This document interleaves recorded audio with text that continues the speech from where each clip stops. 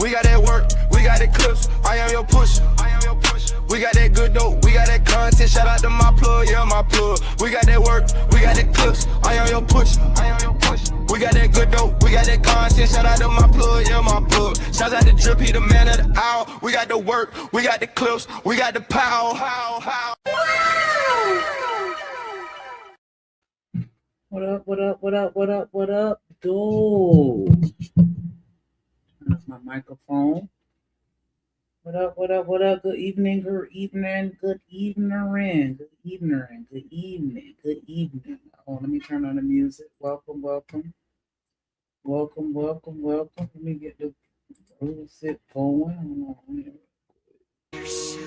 Oh, she fell in love with the drip. Welcome to the drip show. Welcome to the drip show. There we go, there we go, there we go. Okay, now we in there. Now we in there. Got that music popping, What up, what up, what up, what up, though? What up, Sin in the building? Appreciate you. Every time. Show up and show out. Appreciate you. What up, Shawanda? What up, what up, what up? Living humbly in the building. Appreciate y'all for pulling up.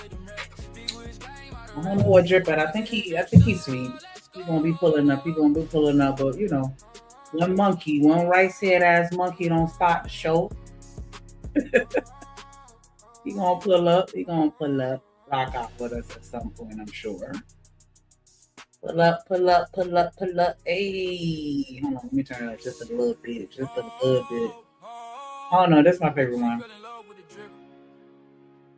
I like all of them. I just don't feel like going through them to figure out which one. It's another one that I like for real, but I don't know what he called it, so just stick with this one.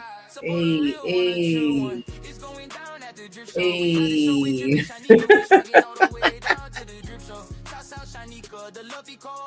Yes, I'm trying to get this video up, right? Hold on, let me turn on a little bit. Welcome to the drip show, let's go.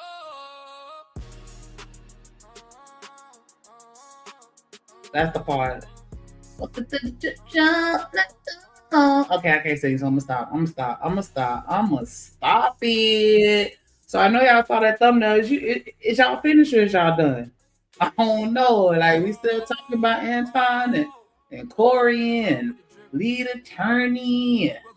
Who else? Because they throwing everybody up in the midst. Tasha K in the midst. They throwing who else they not throwing that? Like, everybody catching strays. Like, I don't know.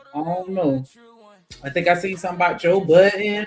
I see something like this thing pulling out. Like, I don't know. Like, I don't know if y'all got y'all little calendar, because you know every year we had a little calendar or whatever.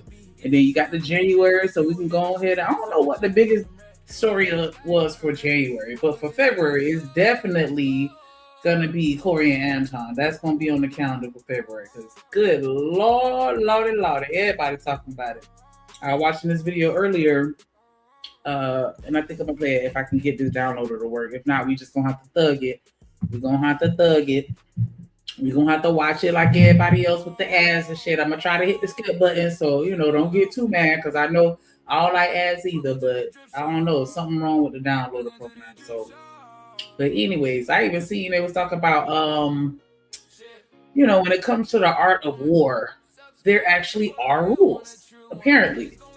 And even on every level, even when you're dealing with military and world wars and stuff like that, it's still apparently a baseline of certain things that you just don't do, right? Because at the end of the day, I guess we still all people, or y'all still men. I don't know. I'm about like you to be like, yeah, I don't think they ever talked about somebody as long as they talked about this man. God dang.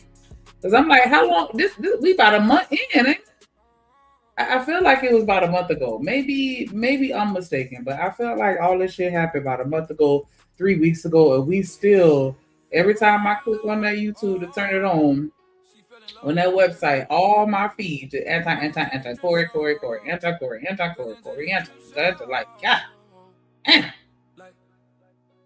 And but my thing, I saw again, and I probably ain't gonna play it because 2K was talking about, you know, they were like, well, do you think he owed Mika an apology? And you know, a lot of people like, yeah, he owe her apology because he embarrassed that girl like dead ass in front of everybody, and she didn't even do shit. Like she was just, you know, a casualty of war, apparently. Like, you know what I'm saying? And 2K was saying something along the effects along the lines of like, hey, you know what I'm saying?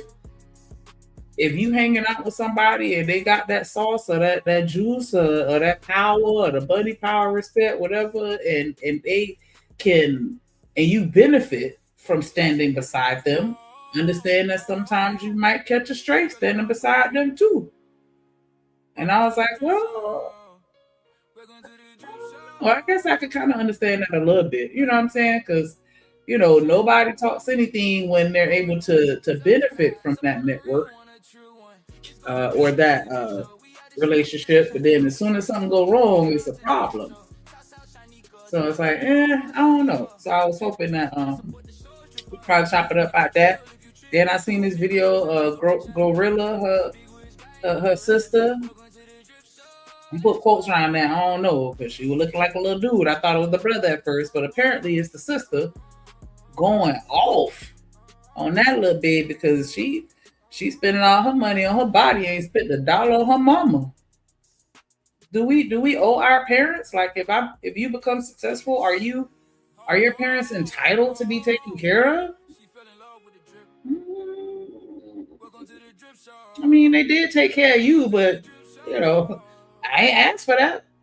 I ain't asked to be born. I ain't asked you to pop your coochie on the handstand and you know be doing the split on that thing and boom, here I am. Like, hey, that was on you. You chose to do that.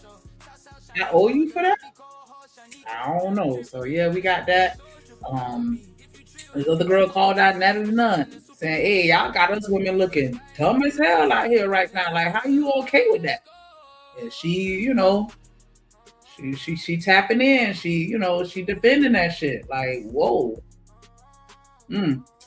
So you know, can one? Is it my fault that people look at me a certain type of way and then stereotype all of us? Like, am I my sister's keeper? Like, am I the representative for all black people? Do I have to always govern myself that way? Like, I don't know. Like, just because I'm in front of the camera and everybody gonna see me, that mean I gotta act a certain type of way, or am I supposed to be me? Because apparently, you know, these people exist in the real world. So why should we expect anything different just because they're in front of the camera? Like, I don't know. I'm a little on the fence. We gonna hear it out, and see what she got to say about that too. So yeah, go ahead and pull up, roll up, heat up your food, heat you up some popcorn, you know, whatever. So we gonna get it popping today. Yeah, let's go through these. I heard a couple of Danielytes. Yeah, that's the name. Anti-Danielite. If you caping for anti, you a Danielite. But apparently they say his views dropping.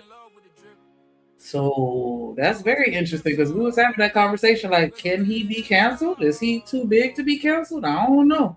But H&M in the building. So yeah, we gonna go over all that. This, you know what I'm saying? Like, but yeah, we still talking about it. But if we're gonna do another little icebreaker or whatever, you know what I'm saying? Joe Budden responds to DJ Academics calling him out on that Jay-Z stuff. They talking about that too. And then another one.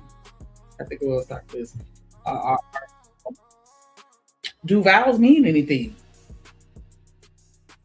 Like, and I know that seems like a crazy question, but like, you know, are married men on limits to women, and vice versa? Like, does that really mean anything? And I guess I'll pull up the video and then it'll make a little more sense. But yeah, we're gonna talk about some other stuff. Try not to make it all about AD and 5150, but you know what I'm saying? Like, everybody tapped in, tuned in. So let me put this on the stage real quick. Okay, there we go. I'm gonna go ahead and drop the link now. I'm gonna go on and drop that thing now. There we go. We're gonna start it out with this one though. We shout out to DJ Hemp. This might be risky. Make sure y'all go Damn, I can't even get my words together. Make sure y'all go check him out. Make sure y'all subscribe over there, drop a comment, all that good stuff. Show your brother some love.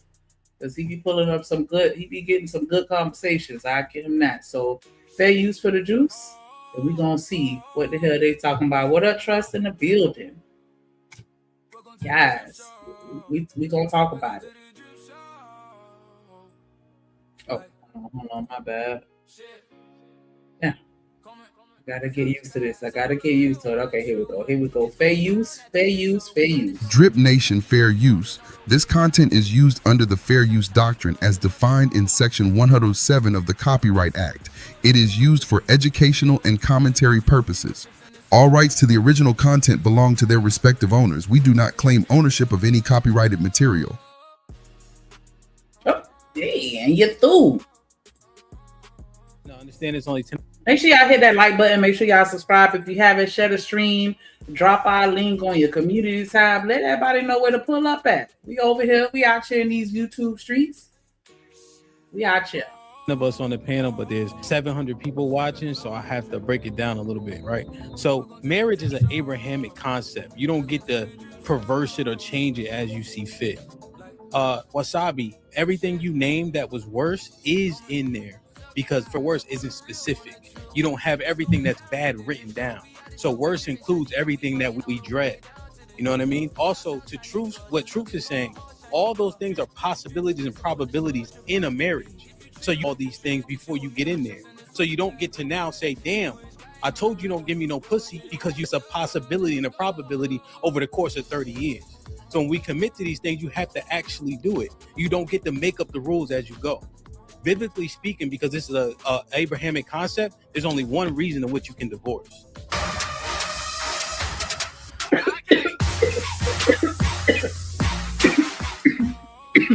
My thing is this, right? My thing is close to that accountability. Well, it's just getting ran in the ground, and my thing is even down to, and let's be real, and ladies, go one at a time.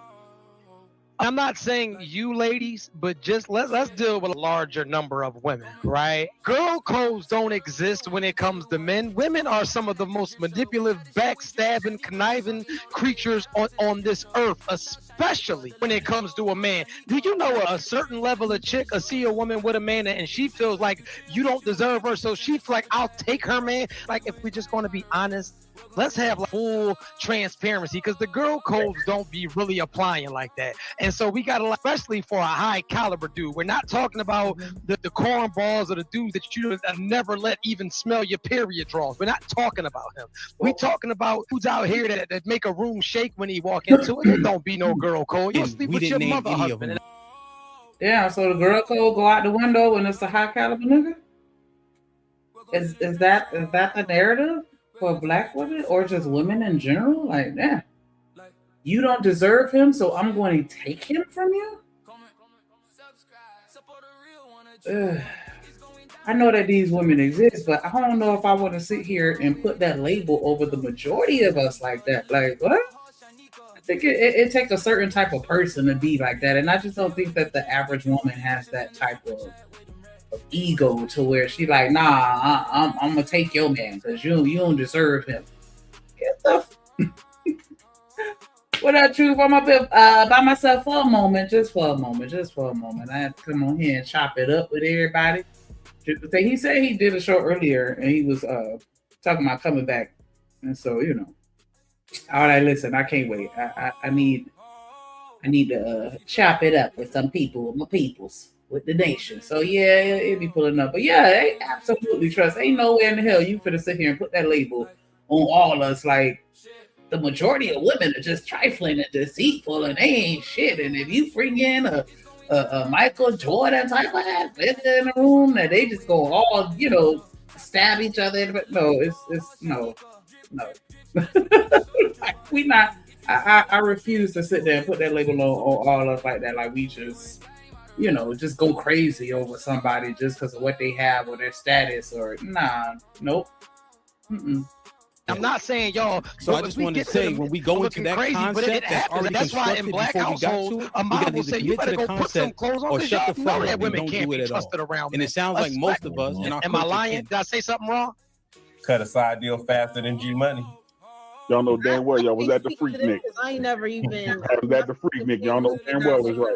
But don't get me wrong. They wasn't asking a question about women in general. They asked. The question is, are men fair game? If you are, to me, since you're speaking tonight, let me ask you directly. Let me direct this straight for you. If you see a high caliber man, right? The girl, she is not your friend. Would you care about her being in a relationship, or would you still get that man some if you thought that man was all that?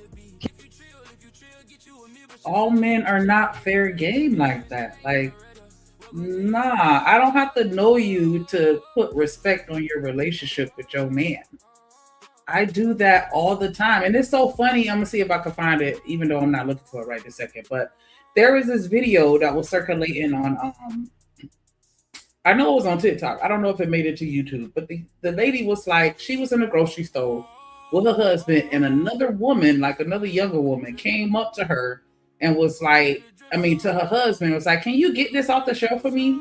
Something she couldn't reach. And the wife was like, don't just be walking up and asking my husband to do stuff for you out of respect. Come and holler at me first. And the internet chewed her up. Hold on one second. Put your hands together for my motherfucking friend.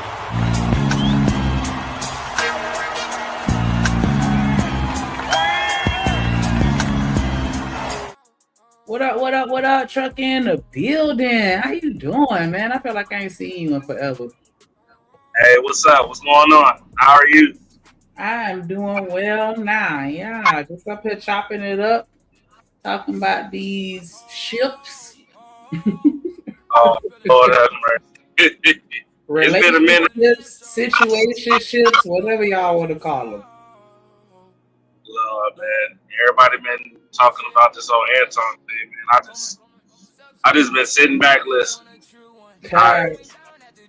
Yeah. Okay, Trust, you saw it? Right. He looked for the I was talking about this video that I saw on TikTok, and I'm gonna see if it's on YouTube. I'm gonna actually look. But the lady was like, she was at the stove trucking with her husband, and another young lady came and just straight up asked the husband, like, hey, can you get this off the shelf for me or whatever? And the wife was like, excuse me. And the husband, he looked at her like, for approval or whatever first. And then they were trying to clown this woman like, oh, you so insecure and blah, blah, blah. Like, dang, I can't ask him to get something off the shelf. I'm not flirting with him. And I'm like, it's just about respect, though. Like, I don't know. Maybe I'm still too traditional in my viewpoints for certain things. And I don't think that I'm like traditional. I feel like I have a lot of modern ways about me as well. But for whatever reason, I get labeled that. But anyways, like I still feel like if I am in the store and I see a man and a woman together and they look like they together, because you can always tell with the body language, even if they're not being romantic or, you know what I'm saying, whatever, you can still tell. I'm going to go to the wife first out of respect and then be like, hey, you think your husband can help me get something off the shelf or whatever? Or, you know what I'm saying? Like, just out of respect. What do you think that's why. So the girl asked the dude to help her. She went to the lady's husband while they were together in the store and asked the lady's husband to get her something off the shelf. And she got attitude or something? The wife was like, yo, you know what I'm saying? Out of respect, you should come to me, woman to woman, even if it has something to do with my man as far as what you want him to do for you. But you should be dealing with me. I don't see, like, I'm kind of tripping because technically, like, if I see a woman, just me, normally, like, if I see a woman and she, like, struggling to get something, normally, even when I'm in front of my wife, normally I just go over there and help out real quick. You know what I'm saying? Because most of the time, my kids is with me, too. My sons is with me. So, or, like, I've never had a woman, like, pull me to the side. But normally, like, when a woman asks a guy, it's, like, up in front, like, where y'all both can hear. You get what I'm saying? Like, so it's... Okay, so let me ask you, because I remember one time, okay, say you in the stove, and you got your baby, and you need and you need something for that baby, but you don't know exactly which one to get. You got to the store to get some formula. You can't reach mama, you know what I'm saying, to clarify. And so you see another woman with a baby and her husband. Would you just go walk up to that woman and be like, hey, can you help me pick out this baby formula? If you see her and her man together? Normally, I've done that several times. If she with her dude, I will pull up and I say, listen, I don't mean no disrespect or anything like that, but I need some help. Okay, my lady said, get this formula. Is this, you know what I'm saying, this good right here? This, you know, this is when I was just starting. Oh yeah, baby, that's good. You know what I'm saying? Her dude is right there. Like I put it out in the front. Like I don't do the, you know, ask the dude first. I make sure both of y'all can hear it, because you know everybody can switch stories and shit start. I don't see an issue. Like I don't see an issue. I don't know. Everybody different. Yes. That's crazy. Yeah. Would you kind of take it disrespectful? Like if you with your mans and a girl kind of like didn't really talk to you first, but she said it. Excuse me, I don't mean to interrupt y'all conversation of what y'all doing, but can you help me grab this real quick? Would that be disrespectful to you? I mean, I just pretty much said, wait, hold on, give me 1 second before I answer that. Put your hands together for my motherfucking friend.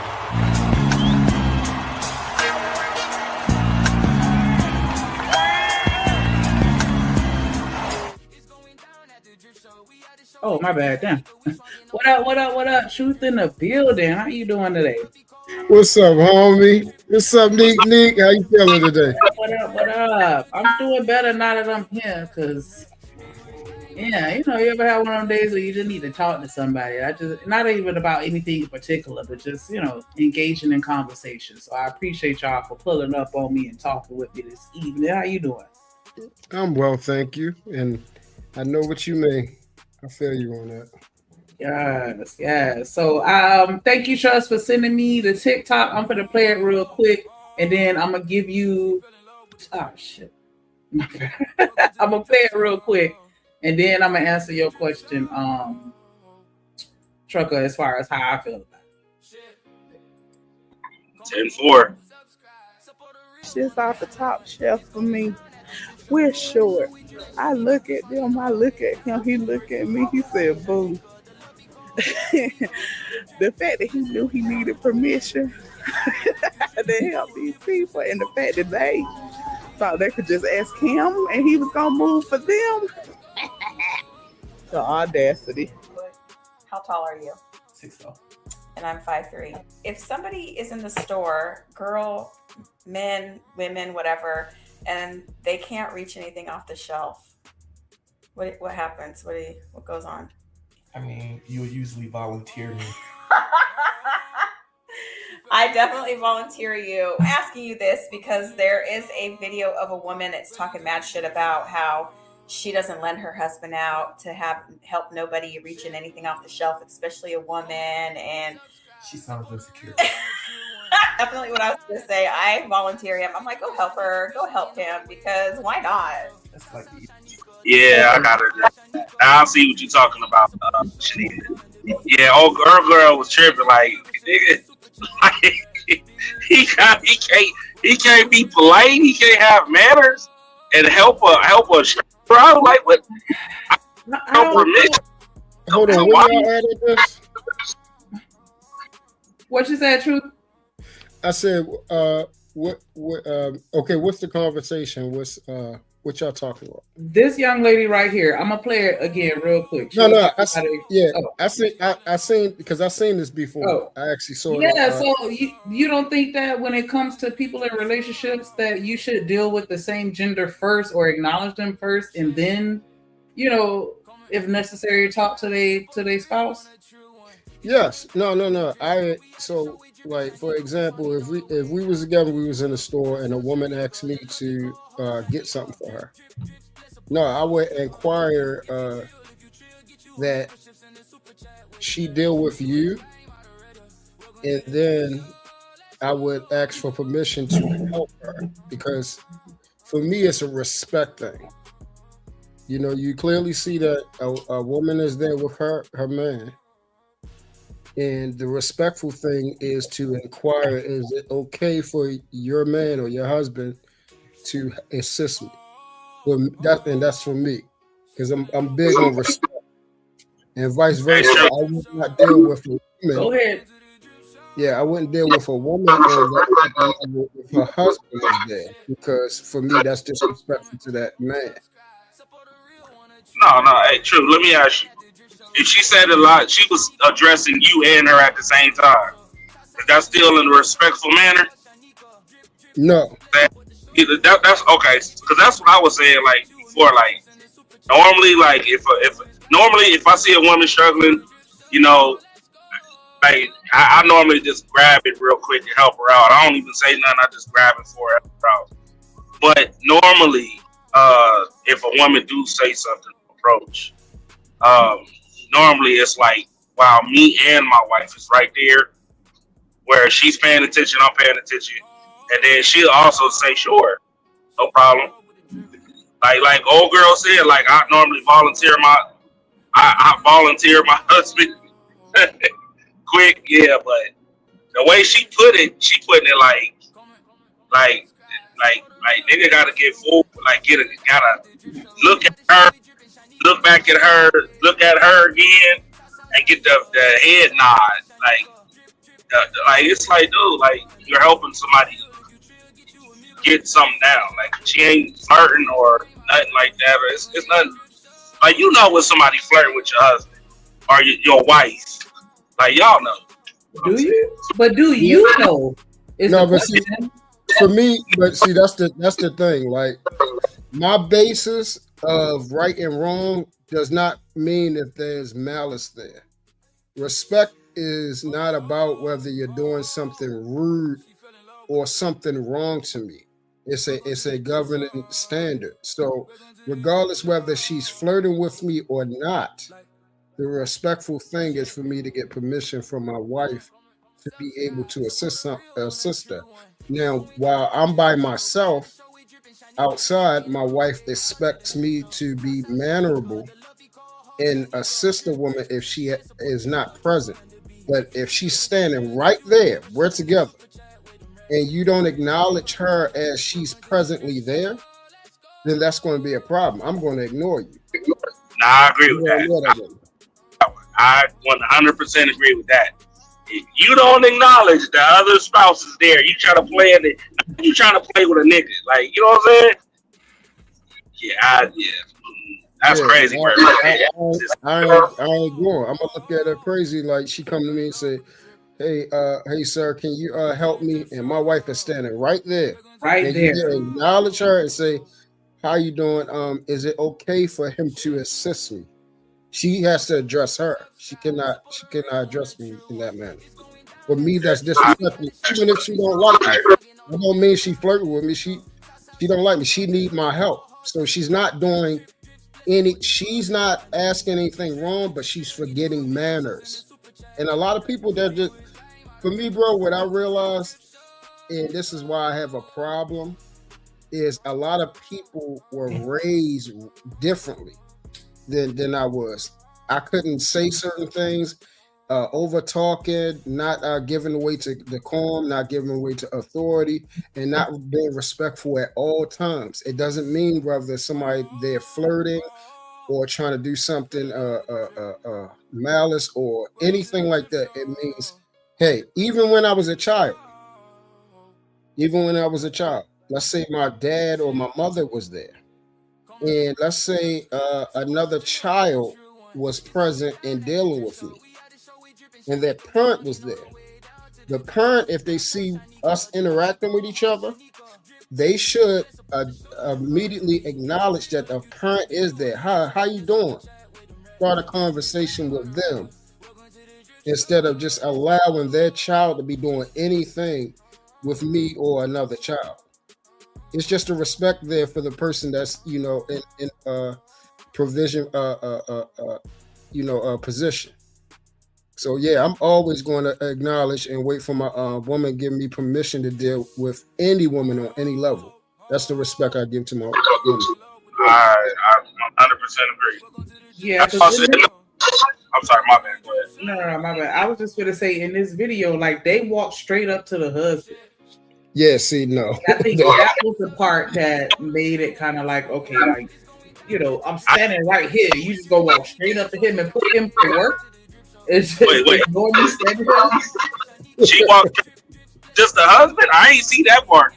That's what she. Yeah, that's how I reminded it back because I think because I didn't have it on the screen and it was playing like a little snippet. We missed the beginning, but yeah, the girls walked straight up to the husband and was like, "Yeah, can you do this for me?" And she was just standing there, and then he looked at the wife, and then she, you know, with the looking for the nod of approval or whatever. Yeah, I already knew. Yeah, he didn't say anything. He didn't say anything, and that's what she's saying. He knows about respect. She has a good husband. He knows not to do that. Yeah. If I retract my statement. I apologize. I didn't know because I'm like, okay, maybe the girl, like I'm thinking she tripping because the girls that came up to her, came up to them, like what Truth is saying, acknowledge that it's a him and it's a her, not just him. So now that I know the real context behind it, hell no, she ain't insecure. As a matter of fact, she lucky she ain't get dragged. Yeah, she don't put a guy. Yeah, people use words that ain't even applicable to the situation. Everything because something is not being allowed does not mean insecurity. Once again, I keep saying, hey, maybe you don't care. You don't care, and that's fine. That's how you live your life. We are raised differently. Me, I'm going to acknowledge my woman, be like, hey, am I allowed to? If she said no, I don't help her. Okay. Okay. She said I can't help. So you gotta go find another man. It's another lonely man in the store somewhere. I ain't gonna be lonely tonight. she wants you to do it. She don't want nobody else to do it. Hey, now right there, I'm gonna be real with you. And that's weird. That's weird. Like now Shanika, that would be crazy if I want. Now you asked me something about the baby thing, right? Mm-hmm. And if I did that, and the dude is right there, man, listen, if that, it's gonna be a problem.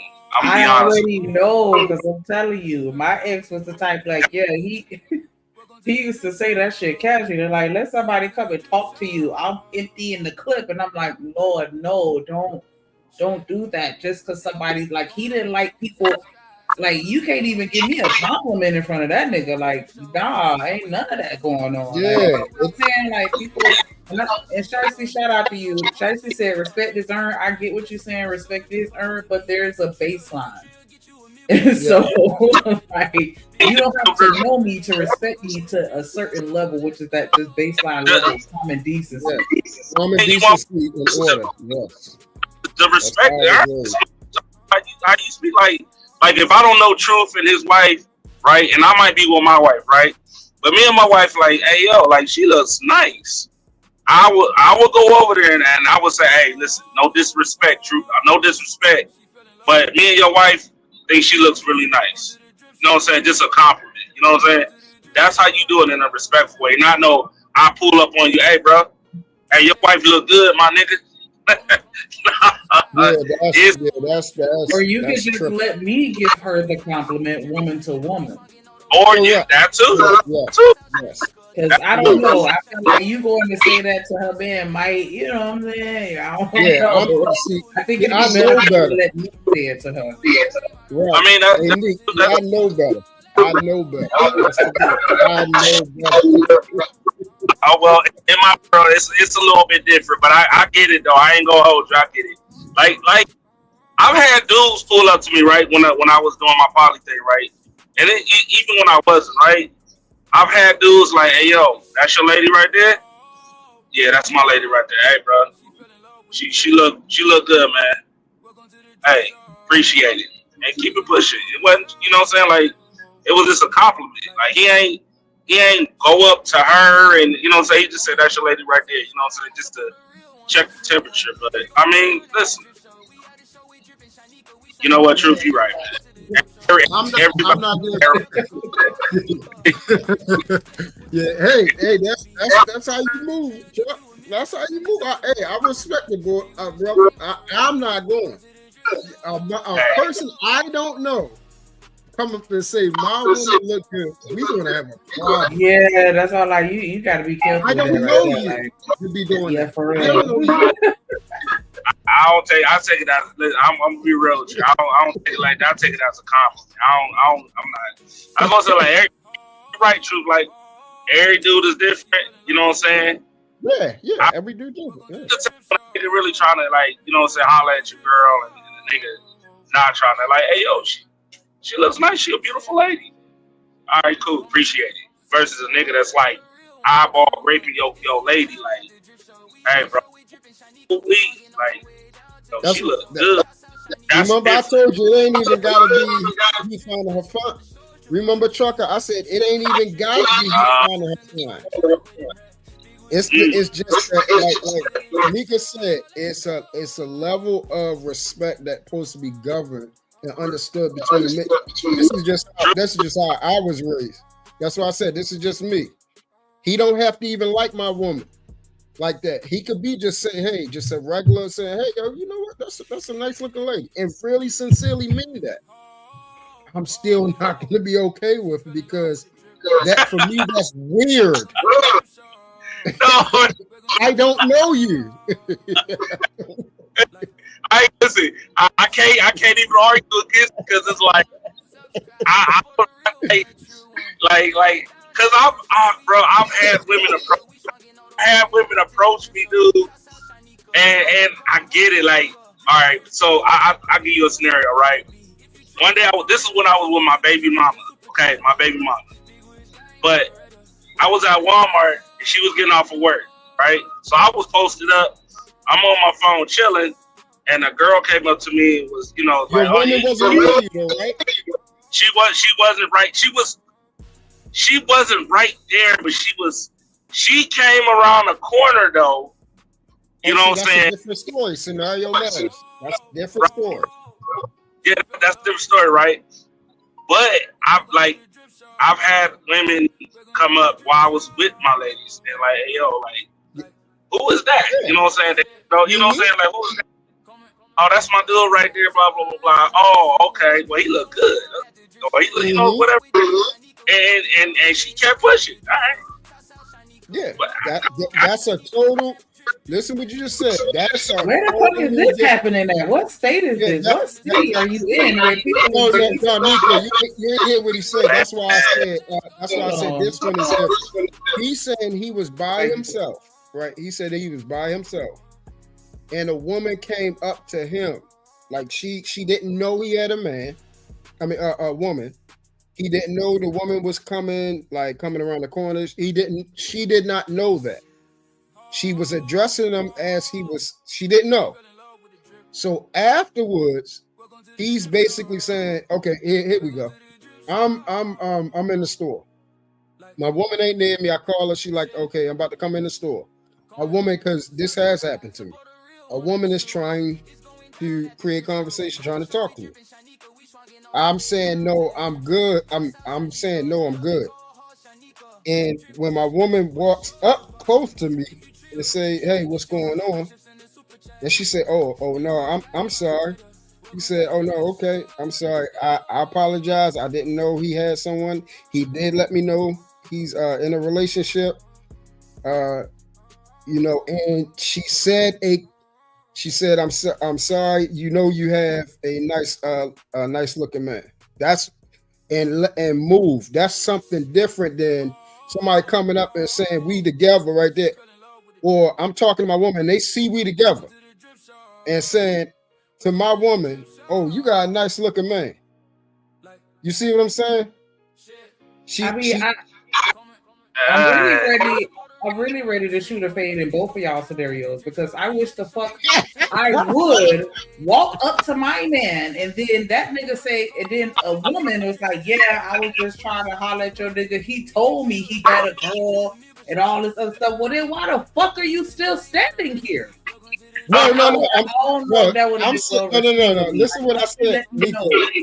Nika, listen what I just said. I said, in the midst of her talking, you walked up. You get what I'm saying? I understand that, but I'm saying once she tells me that she knew that you already were taken, the conversation should have been hit right there. Simultaneously. All of that is happening simultaneously. That's all she said. Yeah, but I'm saying if I walk up and she's talking, she's responding to whatever, that means you've already told her that you got a lady and she's talking and responding. I'm like, what? Well, okay, so say like you walk it up. I say, no, I'm good. I got a woman, and then just like all of this is happening. This is happening. I'm not saying we had a conversation and she's still standing right there. I done told her I have a woman and she's still trying to talk. That's not what I'm saying. Right? No. It's vice versa. It's happened with my woman. Like I'm. A guy was trying to talk to her, and I'm walking up, and I'm hearing she's saying, "No, I'm good." You see what I'm saying? And then he said, "Oh, my bad." That's what I'm saying. Not that the conversation came on, because if the conversation happened and he's still there talking, now we got a problem. Okay. Yeah, I understand. We got a problem now. We got a problem. Yeah, thank you for the clarity. Okay, what's the conversation still for? Because it should be my bad. And my bad. That's all I need to hear that part. That's what I'm saying. You know what I'm saying? Like, I was still giving rhythm. Yeah, that's a problem. Like, I ain't But I mean, I was gonna say like she started tripping. I ain't go front. The baby mama started tripping versus when I was with my wife. You know, when the girl, you know, because we were shopping and shit like that. And the girl pulled up, like, you know, ask questions, things like that. Like, I've had dudes ask questions, bro. How you pull that? Like, you know, like, I just tell them the truth, you know. But I mean, I get it though, man. Everybody different. I mean, is there really like a base? No, I'm not. I'm trying. That part I'm not going with. Everybody did thinking like, damn, is there a baseline of respect or like? Because I'm sitting there now, you got me thinking about all the time, like, damn, was I doing some disrespectful shit now? Like, was there niggas disrespect me in my face? Was it? You make me sick, and you got me questioning stuff right now. Because that's just like when you take your girl around your whole boy, and then he be like, hey, you got a sister? If I'm your lady, I'm telling you to keep your antennas up for that nigga, because that right there is like a sleek. I'm like like a sneaky way. I feel like of him telling me that he thinks that I'm attractive and he want to know. Right, I agree. That's that sneak shit. You know what I'm saying? So that's why I'm like, what up, Jack? In the building. So yeah, that's why I'm like, I don't know how I feel about somebody complimenting my man, even if they're doing it to me. It's like, yeah, I know he looked good. That's why I'm with him. Like, I appreciate it, but you could have just kept that to yourself as a thought and just moved on about your business. I don't need your validation. So why did you feel the need to tell me? I've never done that to anybody though. That's crazy. I think about it. I've never and I know the dudes like that girl look good or whatever, but I never asked that question like, yo, does she got a sister or not like that? Normally, if we meet her sisters with his girl, then I'll try to holler at the sister. But I've never asked that question. So yeah, I get that. That's damn. I ain't doing that one either. I ain't doing that one either. Yeah, it's definitely a lot of homeboys that ain't shit out there. I'm telling you. Oh yeah, that's why I gotta watch out for that shit, because they do be trying to backdoor nigga. Hey, listen. That is real. That is real, and that's why that friend word is very, very seldom for me. It's very, I'm trying to tell you, people are opportunists, and if they get the right opportunity, they going. Don't let nobody say, because at the end of the day, they still are a male, and if they have the opportunity, they'll take the chance on it. I know a woman that waited 7 years for her turn. See? And I was like, damn, girl, but hey, look, you got your turn, so I hope you're happy now. Hey, that's real shit. I done seen that for real. And you know what's crazy? Andrew Tate said that shit before. Like, if your girl end up messing around with one of your partners, nigga, you deserve all that shit. Cause if that was your real friend, nigga, your real friend ain't doing none of that goofy shit. Ain't no way he not doing none of that goofy shit. Even if she did decide to throw that coochie, nigga, he got more respect for you than anything. Like, yeah, I mean, it's 100. Like, nigga, you had that. The signs was there. Like you just pointed out, nigga. The whole do she got a sister shit? That's a clear sign. It's like that's an eye opener. Like, doo-doo. You saying like, wait a minute, hold up, wait a minute, hold up, nigga. That's strike one, nigga. Now you on my radar. That. So I ain't giving no strikes. You got one time to come, like, and I'm with Cole. I don't bring my woman really around my people. She don't need to be around my boys anyway. Cause all of them, once again, I'm hanging around people. I'm hanging around guys, but all of them ain't my guys like that. We ain't tight like that. You feel what I'm saying? So I wish Either Man was here too, but because like we were having a back and forth about that one time before, because he was saying like he has his friends, his married friends, they wife. He has their phone number, and I'm like, what the hell? Like, what do you need their phone number? I don't need my homegirl husband phone number. Like, I don't need that. Like, wait, what? If I can't get in touch with her, then I'll just talk to her the next time I see her. Like, I don't need his number because I'm trying to find her. If that's my dog, I got her mama number. Hold up, Nick, give me the hold up, because I don't want to assume. So give me the full scenario again. You said how did this happen? We were having a conversation, and I was saying that I thought that was out of pocket, and Edelman was contesting that, stating that his friendship circle of married people, they all married and they all friends, and they all have each other's phone numbers. So he has his homeboy number and his wife number. So if he looking for his homeboy, got an emergency or blah blah blah, can't get in touch with the homeboy, then he's gonna call his homeboy wife. Or if he has some type of that he conducting with her, then maybe, they talking like that too. And I was like, nah, I don't see no reason that I need to have my homegirl husband number. Man, okay, so is he stating that he has her number for the basis of just in case of an emergency, or is he stating that he has a number and he in contact with her, like he said, he called her, how you doing? How's your day? None of that. It's only in the case of an emergency. So okay, yeah. Okay, that right there, that's understandable. Emergency. I can't get in touch with such and such. Is he there? Tell him pick up his phone. Thank you. Nah, what up, Dan George? Yeah, see that. If I call my husband, you don't answer. I ain't doing that. Nope. I'm not calling her husband looking for her. Like, nah, hell no. Nah, that's weird. Like, I'm not doing that. Anything. If nigga, you got Messenger, you got Instagram, all that. Y'all friends on Facebook. Y'all can hit each other. Y'all can call if it's an emergency. But having numbers, hell no. It's just not. That's what I said. It's strict. That's why I said I can't. I'm not extending it to. Once again, there's levels. There's nothing for me that I can govern a baseline. Like I said, I'm not saying anything wrong with what you're saying. As far as I don't need your number for anything, I respect that too. I respect that. What I'm saying is, as long as I'm never using that number in no other manner other than to get in touch with my brother. And that's what I'm saying. These are my brothers and their wives.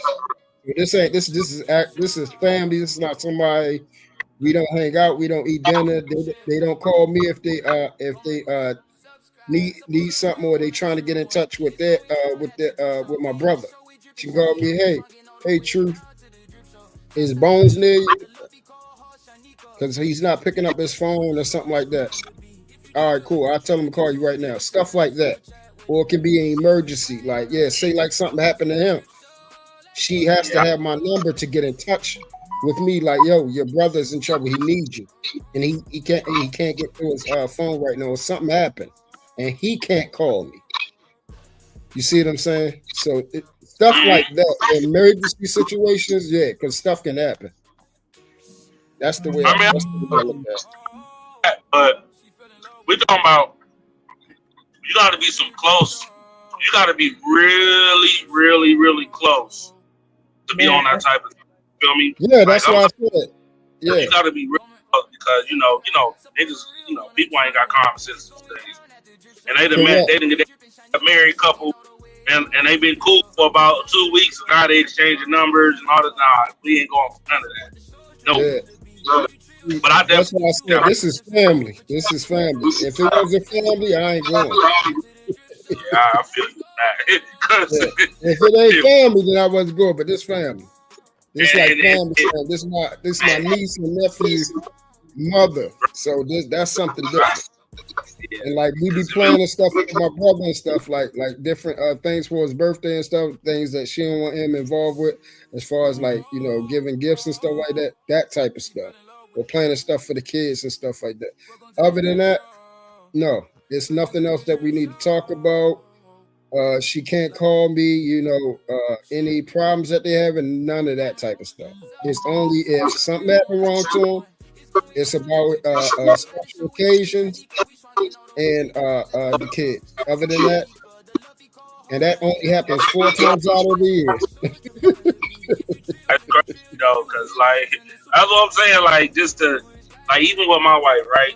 Sometimes her friends need some advice or whatever, about males. So what does she do? She calls me on the phone while she on the phone with her friend. And then I tell him, all right, what are you doing? Blah, blah, blah, blah, blah. Either he rocking with you or no, he not rocking with you. You know what I'm saying? So, and then they go on. But it would be weird as hell for her friend to call my phone to get advice. That's disrespectful as hell. I ain't know. Yeah, see that right there? That's disrespectful.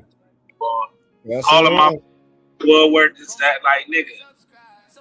If we ain't having a conversation in front of my wife, I don't want to have a conversation at all. It's an emergency.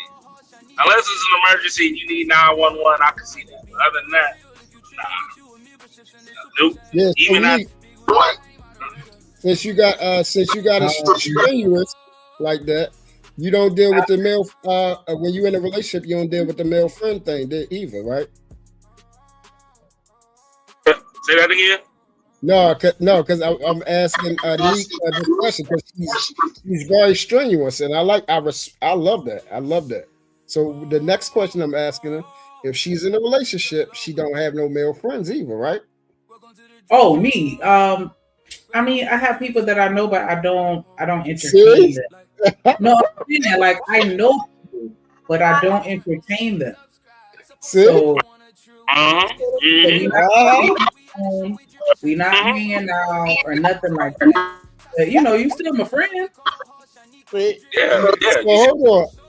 Okay, so let me get this straight. You got married. You got a person that's married. Mm-hmm. You're not allowed to have that. You don't want their number, but you are allowed to keep while you're in a relationship. You're allowed to occasionally speak to a friend that you had, a male friend. I wasn't. No, I mean, I don't think that's what she was saying. No, that's not what I was saying at all. Okay, so what you Yeah, gonna that's do? just like y'all right now. Like, you know what I'm saying? If I knew y'all from whatever, from here, I say we friends, and then I can call you. For what? What you calling me for? No, that's my. No, listen to what I'm saying. I still know you.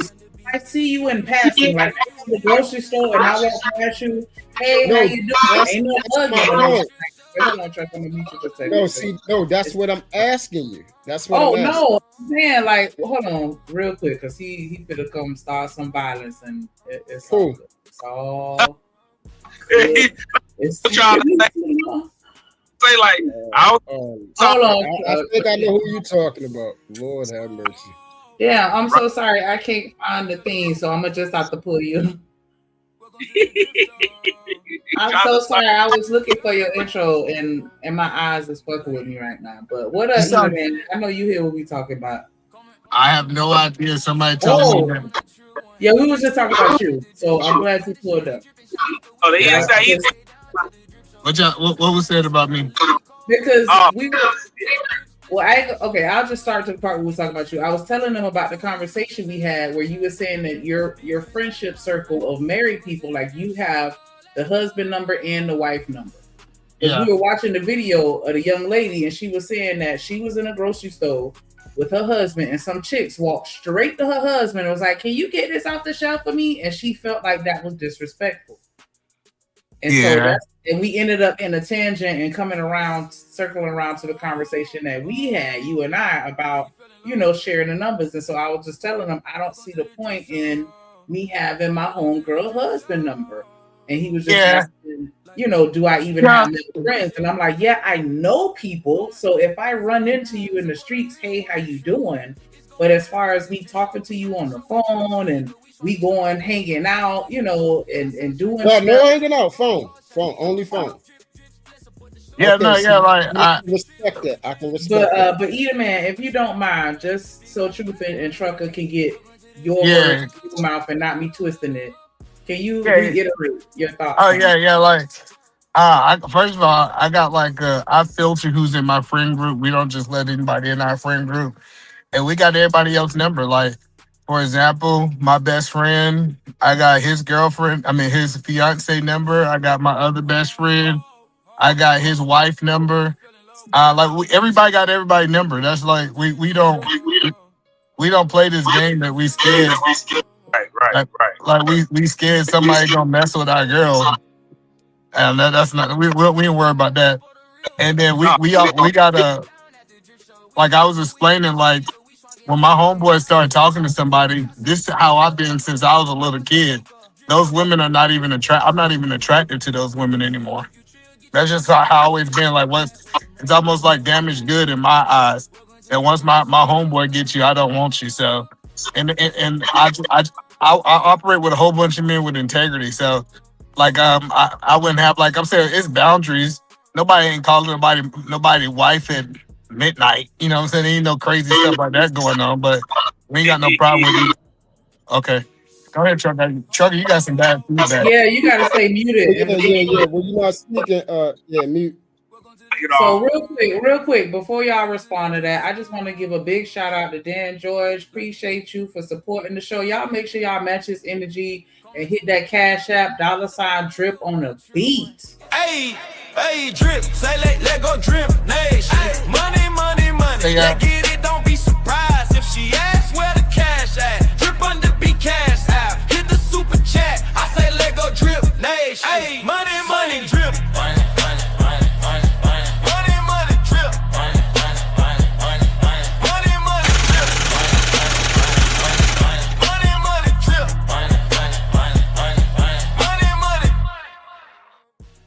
Appreciate that. In case you forgot, $drip on the beat in the upper left hand corner, right her. Okay, so and then all of us are entrepreneurs too. Like when you really kind of break it down, my one homeboy, he's our financial advisor for the whole group. His wife make candles. The other lady's a real estate agent. That we all get to the money too. So why wouldn't we have each other number? That don't make sense, guys. No. Okay, so Shanika had it right. Now, Shanika, I get why he did that because first off, you said married group, so shout out to that. That's one. And then two, like what Truth was saying, is that y'all are probably extremely close, right? Which is you said your best friend, and y'all don't call each other. You know, you call. Of course, you kicking it with your friend and things like that or whatever, and finance. So I get it. Hey, by the way, she sell candles. She got a website. I got her check, but she got this. Hey, she got this candle. It's like a sweet potato candle. That's one of my favorite candles. I didn't know you can make a candle that smell like sweet potato. She got like peach cobbler. Yeah, I get it. I think she got a website somewhere. I just gotta go grab it. Yeah, get the information the next time. You know what I'm saying? Send me that because you know my wife loves candles, so you know you do like. But yeah, I get it. Cause at first we was like, nah, hell nah. Cause it's weird, cause you know it's like, you know, you got goofy people out here that do that, and then all shit breaks down, all hell breaks loose. And then like what I was explaining to Shanika, if whatever reason that my wife can't get in contact with me, she know to call my best friend. Like she's like my business partner, like my best friend since like second grade. Hey, Willie Mayweather, why he ain't answering his phone? Like he just know. Like that's how close we is. He's like, oh, man, he in this appointment. Like he just know. Like I said, he know how I move, where I'm at. I talk to him more than I talk to anybody else. So on my way somewhere, I'm typically on the phone with him. When I'm leaving somewhere, on the phone with him. So like, if somebody, even my mama, when my mama can't get in contact with me, she called my best friend. So that's just how we move, though. Like we ain't on the, and I get it. A lot of dudes don't filter their friends, and they got some shady dudes, but that's not my circle. Exactly. That's man. That's what I was saying. That's what I was saying. I said we can't have. Now hold on. Let me ask you this just to make sure this is clear. So I can get clarity on it. Other than emergencies, other than like holidays and special occasions, and things like that, and where you can't get in touch with the, with her husband or something like that. You do not call her number, correct? Oh no, I call her number all the time. Like she's my real estate agent. Like that's what I'm saying. Like our relationships have some form of business too, right? So like, I mean, other than business, let me put that in there so we can weed that out. Yeah, like understand. I said, like we don't just talk on the phone. I gotta go. We just don't talk on the phone like, hey, how's your day? No, that's just not our relationship. But if I need something, I know I can call her, whatever it is. Okay, that makes more sense now. Yeah, I can see that. I can see that. I ain't like, hey girl, how you doing? No, we ain't on that time. I can tell you right now, we ain't on that time. Yeah, all right. So yeah, so that's what Shanika, that all that right there is cool. It's in the respect level. He's not calling her on no leisure time just to see how she's doing or whatever like that. It's for business, emergencies, special events like holidays, like Christmas, things like that, or extreme need of something that he can't get. That like he said that she sell candles and stuff like that. Anything of that manner, where it's just regular cordiality. That's the only time he hit her line. Yeah, that's respectable. That I wouldn't have a problem with my brother calling my woman for those type of things. I mean, I'm not going to go so far as to say that I think that anything that he said was disrespectful.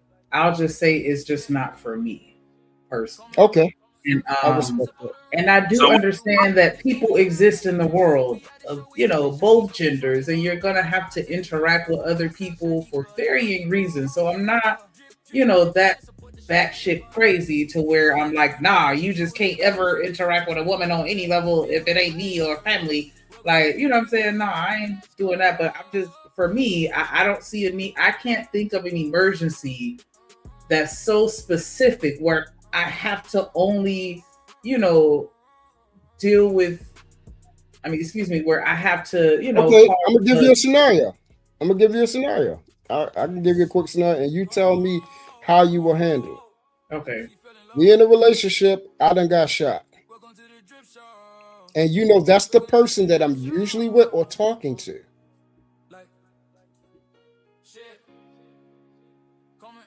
Your homeboy's wife? No, I'm saying. Listen to what I'm saying. Oh, you and I are in a. I'm sorry, I'm a little high. Yeah, because you said you relationship. You would never. And you hanging out with your homeboy, and how do I know that you got shot? Huh?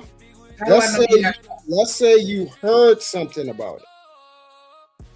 Let's say over. Okay, so I knew you was out to Club Lex, and then I heard that it was a big shootout at Club Lex, and I know that and you can't get in touch with me at all. You can't get in touch with me. You just say you don't want to call him to try to find out. Hey, I can't get in touch with Truth. Are you at least with him? Are you guys okay? Because it's all over YouTube, IG, Twitter that this place got shot up. You don't want to at least say, hey, how you doing? I know, because this is my man. This is my brother. This is who I'm with all the time. If I'm at the club, he's there, obviously. You're not going to try to figure what's, if I'm safe or healthy or like.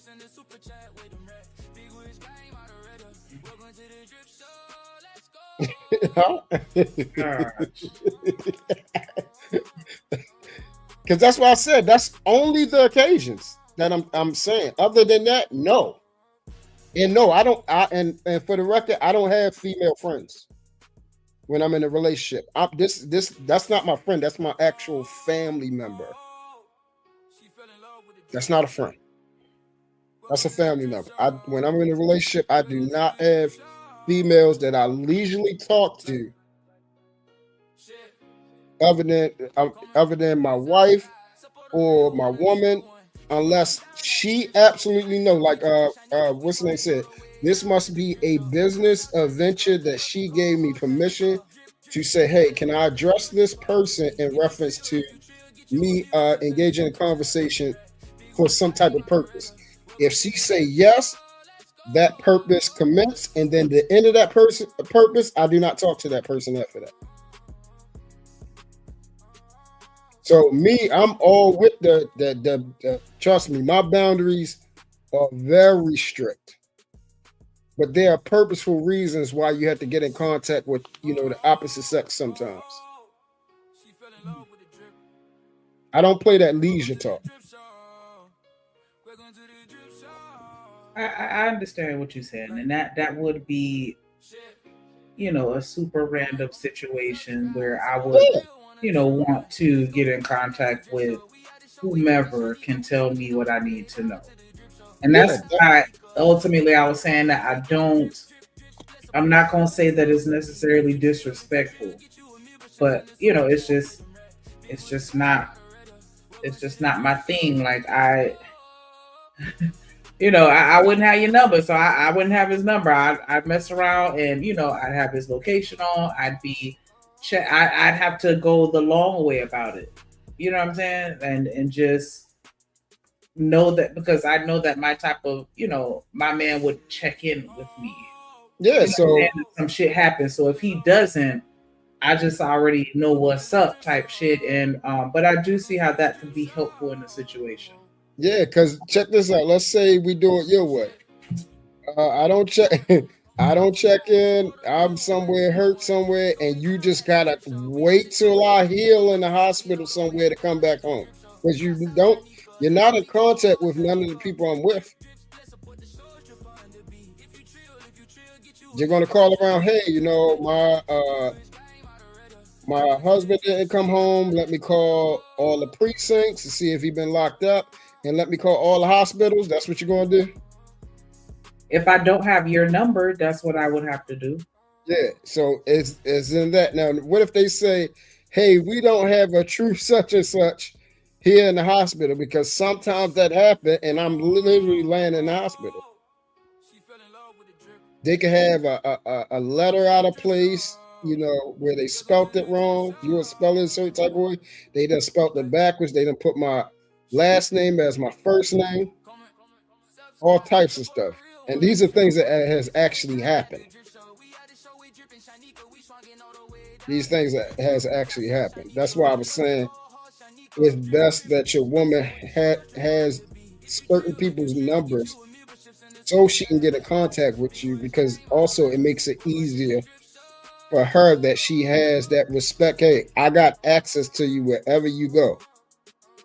So hold up, you're gonna be with Bones, you're gonna be with Zay, you're gonna be that. I have that number. So just in case if you're not picking up your number or you're not near your phone, I can call them and get to you. Yeah. Yeah. Call me anytime. It's Living Humbly. He said, you ever heard of an emergency contact? Because I'm over here like, I got your location. I got like, I don't know. I just feel like emergency contact, everybody don't change it up. Sometimes you don't change that emergency contact up. These things happen. This is life. This is life. If we're married, then I'm your forever emergency contact. So I should be. I have to change it when I go in the hospital, though. What? I listen to what I'm saying. Emergency contact. If I haven't, let's say I was in a previous relationship and that person's on that emergency contact, I go to the hospital and I can't change the emergency contact. Man, come on now. By the time you get married to me, all that shit changing. Immediately. But see, this is what I'm saying. Look, now you might be on that. Everybody is not going to say they on that. Oh yeah, let's call hospitals. Let's call this. Let's make sure we call your doctor's offices and lawyers and change all these contacts because I'm your wife now. No, everybody don't think that. You're gonna be contacting them anyway, so that we could update the paperwork to list me and include me. So at this point, go ahead and drop me as an emergency contact. No, I respect that, but I'm just saying with people don't be that like mindful of that. You going out to the club? We're sharing locations. What if I left my phone somewhere? What you mean? If you left it, then I lost my phone and all types of stuff happens. Where you at on this conversation? I don't know how long you've been listening. Stuff happens, yo. I'm trying. I haven't formed enough. I haven't formed an opinion. I don't really know what y'all beefing about yet. I ain't picking sides yet. Why do you use a word? Well, it's so many words. Truth is trying his darndest. No, I could listen because give me a scenario on where it's necessary for me to have my husband homeboy phone number. Yeah, so that's the thing, and listen. You are probably more strenuous than me, and people will say, "Man, you is the strictest." Me, and I'm talking about me. They call me the most strictest, uptight person on the planet, but you got me beat now. What you mean? I'm none of that. No, it's not. What you just described, that is that, and there's nothing wrong with that though. That's not a bad. No, but I'm saying if we're married, because again in this scenario we're married, and you have your friend and his wife. You know what I'm saying? And I'm just like, okay, I'll take her number, right? Before I want his number. Let's say he doesn't have a wife, and it's my brother. You know what? I think this came up before, and I remember Eden Man had a lot to say about this concept, and he made a lot of good points. And I tend to see it's not really about having the number. First of all, how'd you get the number? Like if your husband gave you the number for emergency contacts, okay, fine, right? Yes. Now, if you're not calling him on a regular, if you're not chatting it up, then I don't really see the big issue, because at that point, it's not about the number; it's about the intent. Yes, that's what I'm stating. That was my whole point of reference. I was just saying I don't see a need. Yeah, she's saying it's not a need at all. That's all I'm saying. Like, I'm not saying that you're necessarily wrong or being malicious or disrespectful for doing it. I'm just saying that's not me. Like, I don't see a point in me having his number. And so that's what you brought out the example. Like, what if y'all go out to the club and something happened and I can't get in contact with him? And it's like, yeah, I get that, but I think that that's, a super 1 in a million rare type. I don't think that I'm gonna be having a whole bunch of emergencies like that to where I'm gonna need to be talking to your homeboy. Well, here's another dealing with me being active. Here's another thing. It's like this is like the passcode on your phone, right? Should your wife or husband be able to access your phone? Yes. Now, how often do they feel the need to do it, though? You wouldn't expect it to come up often, but at some point, like, and then what if it's an emergency and they need to get something out of there to get a hold of you or something like that? It's that type of deal where it's not necessarily the thing, it's the intent. Yes, I agree with that. And yes, my woman, my wife, she will have to have all my codes to everything. I don't have secrets with whoever I'm in a relationship with.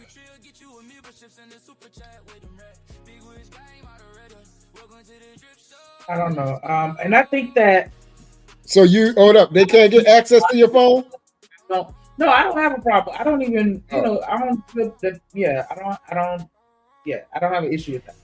I don't have an issue with sharing the location, any of that, whatever. So you know where I'm at and you know that I'm good. I'm okay with that. I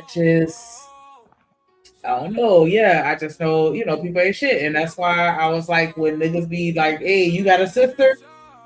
Nah, I'm not really trying to be friends with your friends. That's just me though. Like, and I get that I should know them to a certain extent to know the type of people that you hang around. Yeah, okay, blah, blah. But I mean, I feel like I, for the most part, trust your judgment because I have to. No, I'm saying for the most part. You gotta cover my six, me? Hey, you listen, you're supposed to cover my six. So what if I'm around a scumbag and I can't see it, but I really believe that they cool. But you like, man, look. For the most part, like I'm still gonna know them on a baseline level, but I'm not gonna be chummy with them. Like you're not. No. You're his friend. Yes, I agree. Shit. You know what I'm saying? Yeah, so that's how I was like, because I don't feel comfortable. Like I don't like all that nice stuff. I don't even want to give you the opportunity.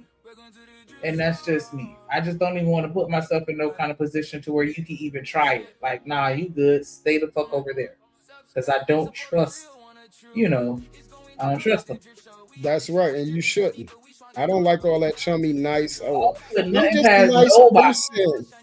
That's how my mama raised me, unfortunately. And that may be very cynical, but I don't put nothing past nobody. Nobody. Blood. Nobody. Yeah, I'm the same way. You know what I'm saying? And so that's why I was like, I do have a personal bias, so I have to just put that out there. Like, I just don't be trusting people. So no, I don't want your number. No, I don't want you to have my number. Because I don't want you to, call me on some, non-emergency type shit. Because like, hell no. I don't even want to know. So yeah, I just don't see the need. If I need to find you, I'll figure it out without having to call your homeboy. Yeah, I'm gonna have to do a little more work, but you know what I'm saying. Yeah, you're gonna have to be Inspector Gadget then, because you ain't got no other way. Put other measures in place. You feel me? To kind of serve as a backup. You got a phone, hey, even if it's just for tonight. Let me get your location and make sure you straight, and you know what I'm saying, or whatever. But or you just trust that you go out, and I mean, because I'm gonna be asleep. If you get shot at the club, I'm not gonna find out till the next morning. Like, yeah, she said I'm gonna be asleep, dog. You got shot. Okay, I'll deal with the body later. I'm not staying up. That's how it used to be back in the day anyway. We didn't have all this 24/7 access. You just had to go to sleep, hope and shit went well. Hey, and that's what I'm gonna do. I'm gonna take my ass. We had access to people's back then too, man. I'm not talking about. Well, we had payphones. Not back when payphone times. Hey, we had beepers. I mean, everybody here sounds old enough to remember dial-up phones. So, like, let's not act like we all lived in this digital era when you can just reach out and touch a nigga. That's what I just said that, but that's why I said I speak for myself. I had beepers, then it went to the two-way, and then it went to the Nextels with the chirp, and so on and so on. So before that, you had to ask for permission to talk to your friend on their mama phone. For real. Oh yeah. But see, I always, I got permission. I always had access. I was the scholar and the gentleman, so they love truth. That was it. I ain't had no beeper because beeper came with a bill. Like, I had no cell phone, none of that. Nah, not till I was grown and could pay for it myself. No, I'm lying. My mama got me a prepaid phone, and that shit used to be funny because every conversation had to be less than a minute, or you was getting hung up on. That's a fact. Yep. Save them minutes. Just text me. Save them minutes until 6 p.m., 8 p.m. And but yeah, we was just we were going back and forth about that because going back to the video, we go not derail too much. But yeah, that's what they were kind of talk about. Our vows don't mean shit. Oh, I forgot all about the video. Yeah, let's hit the video. Keep it 100. I'm going. Say less.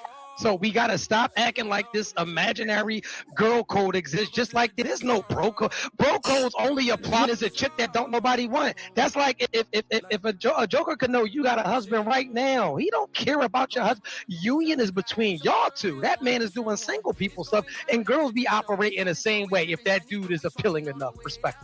But pause. the only reason I'm question though. Now, for me, when somebody says stuff like that, right? I'm gonna take you at your word, and if you're laying that as a baseline, I'm gonna take it as you move that way. So thank you for allowing me to know that you can't even see my shorty at all. Like you don't even know I have one. Because you let me know automatically it's open season. I don't want to have to get you up out of here. Mm-hmm. I don't want to have to get you up out of here, dog. Because see, I definitely operate in territoriality. What's mine is mine until it ain't my turn. Y'all gotta understand that I grew up kind of like, you know what I'm saying, maybe a little different from other people, but I personally seen two couples that used to hang out all the time and be friends and, you know, do couples things together and all this other stuff. And then they ended up two people from, you know, the woman from one relationship and the man from the other relationship ended up married right now to this day. Yes. That's a TikTok drama that just played out too. I saw one girl wound up getting sued for like $1 million something because I don't know, you stole her man or something. Like I think Fantasia got hit with that same type of lawsuit too. Yeah, that what is it? Alienation of affection? No. Yeah, that's crazy work. You broke my heart. You owe me money. I would never. Yeah, that should be a law. I believe it is just not in all states. Yeah, yeah, that's what I mean. I believe it should be a universal law in all states that if somebody disrespects a marriage,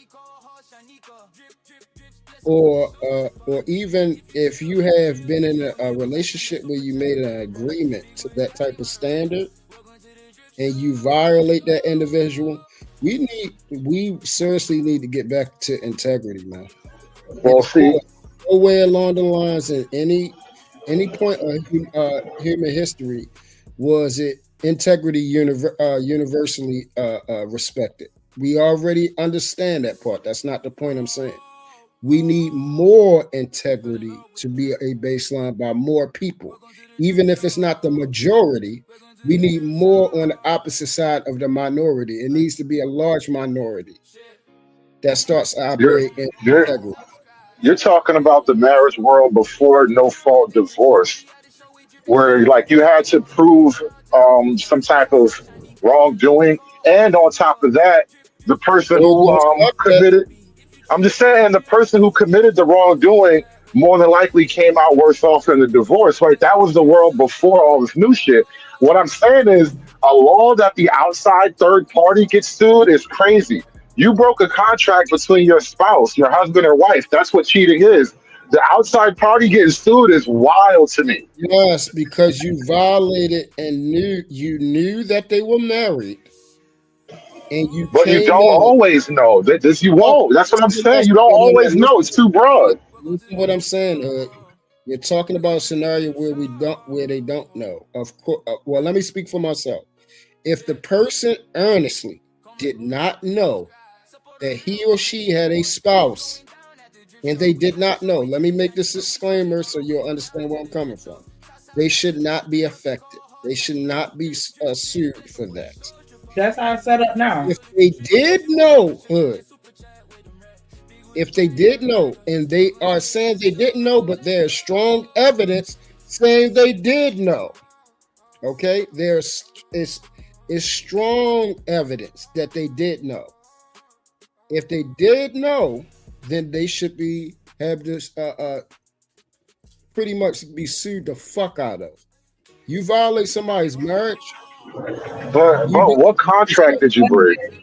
What law did you break? What contract did you break? Like, this is the problem I'm having with it. Tell you what you broke? You want to know what you broke? What? You had sex with a married person. Do you know what that stands for? Do you know what that's called? Fornication, which is not a crime. Hold up. Who told you that that's only that? Well, you can answer it the way you like, bro, but you got to make your points. Don't try to lead me. If Shanika's married and I sleep with her and I'm not married and I sleep with a married woman, if I cause her to commit adultery, I am participant in the act of adultery with her, which makes me what? The C word, complicit, which means I am in error and fault and guilty. So I want to step in real quick. These words apply to criminal actions, brother, not simple behaviors. So it's not. Real quick, gentlemen, I just want to interrupt to speak on the history of the alienation of affection laws, right? So they originated from Old English common law, treating wives as property whose affection could be stolen, allowing husbands to sue the third party for damages. But it evolved with the Married Woman's Property Acts to permit wives to sue, becoming widespread in the US by the early 20th century. So it started because women were viewed as property, and that's what made it a legal thing. You stole my property, so now I'm suing you for damages. Well, you know, shit like that don't make me flinch, but still, I think it's just a little. It's just a little odd that we have to punish the outside party who made no vow and broke no law. I don't know I don't know why you believe. Okay, so listen, let me not say that. The biblical standard is I deserve death. That's biblically. The biblical standard is marry a virgin and you own your wife. We're not doing that, so you don't get to pick and choose. No. Listen what I just said. Listen what I said. You could try to bring up something for the redirection. We're talking about this premise. We're not talking about everything else around this. I don't have ADHD. We're sticking on the subject matter. Subject matter, we're talking about a person coming inside of a marriage and violating the other spouse with another spouse, whether they male or female. Nika, I agree with that law. I wish it was all states, and I also agree with the way that they worded it. Yes, the wife is the husband property, as well as, let me put this caveat in there, as well as the husband belongs to the wife. He is her property as well. So yes, if you violate or try to entreat or steal another man's or woman's property, you deserve to be jailed. Back in old times, biblical standard, you would be dead. Dead. I feel like, you know what I'm saying, Hood, if I marry you, you become an asset to me. Yes. And if somebody takes you away from me, that's a problem. That's a fact. I want both of y'all to suffer. We don't. Well, yeah, but these are your feelings speaking, and I'm asking about what legal principle these are based on. That was Shanika's feeling. I'm That's asking not what feeling. legal. She's talking about an actual standard that exists. She's talking about how she feels about a thing. Let me finish the sentence, bro. She didn't say feel. I said it. I'm describing her. Let me finish my point, please. So you Can I finish the point? We're getting caught in weeds here. No, you said something that was incorrect. No, it's all good. Go ahead. I want to hear where you're going with it, though. What are you standing on other than a biblical principle that we don't universally apply? We don't whip out the Bible with all these other concepts, but now all of a sudden when it comes to your hurt feelings, you want to stand on a Bible. This is what I'm saying. Like, why should it be legal just because the person that broke the contract is your spouse? Why are you punishing somebody else outside of the person who made you the promise? This is what I'm not getting. I didn't mention the Bible in what I was saying. I said, once I marry you, Hood, you become an asset to me. And I if know. someone takes you away, they're taking away. They digging in my pockets now. So that's Yeah, but we no longer treat people individually as assets. So the idea of suing for a lost asset, legally speaking, we don't own each other no more. So like treating that as an asset, it seems illogical and it doesn't fit how we actually operate. So this is what I'm saying. The law, it seems hypocritical to me. Hey, Trucker, you see the link? Hold on. Did you see the link? Trucker not up in the not up there. Oh man, he made me come all the way back and he needed. But that's the link for the cameras, the candles. If y'all see Trucker.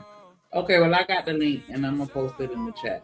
But yeah, but we do treat people like assets. What are you talking about? Legally speaking, like you said, this whole concept. I'm talking about American legal culture. This whole concept started out from men owning their wives, and then it expanded a little bit. But my question is, if we no longer see people or treat people like that, then how are we suing people as if they damaged your property? You're no longer an asset to me.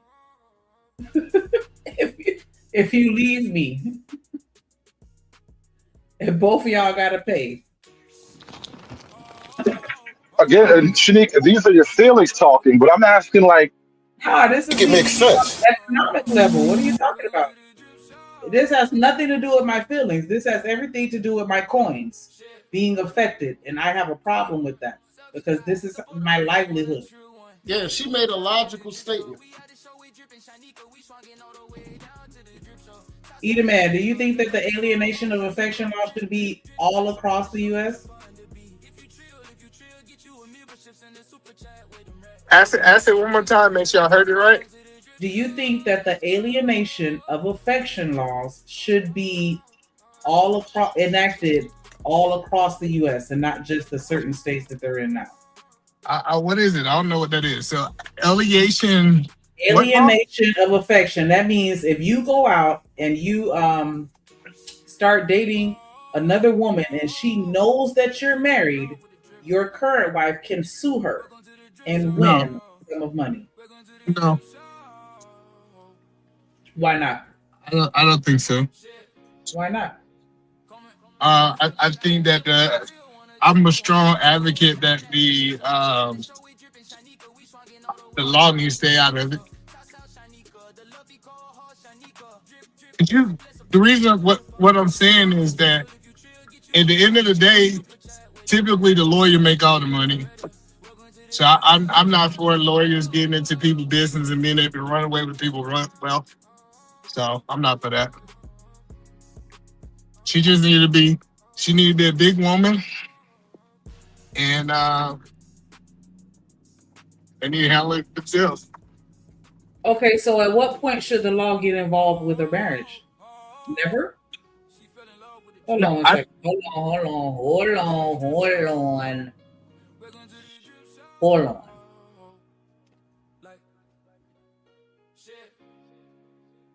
Damn, I'm blind as a bat. Oh, Jesus. Izzy Vans. Let's keep That's the one. Jesus. Oh, about to get fired. Put your hands together for my motherfucking friend.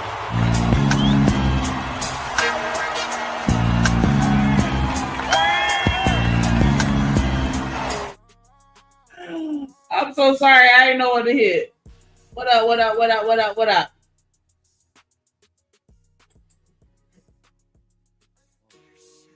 I can't hear you if you talking. He might not be. Yeah, he might not be. He might not be up here. But no, so I think the law should be involved. My Izzy Bands. No. The fuck? What's up, everybody on the panel? What's good? Yeah. No, I think the law shouldn't get involved with it unless it's domestic violence, someone is getting hurt, or separation.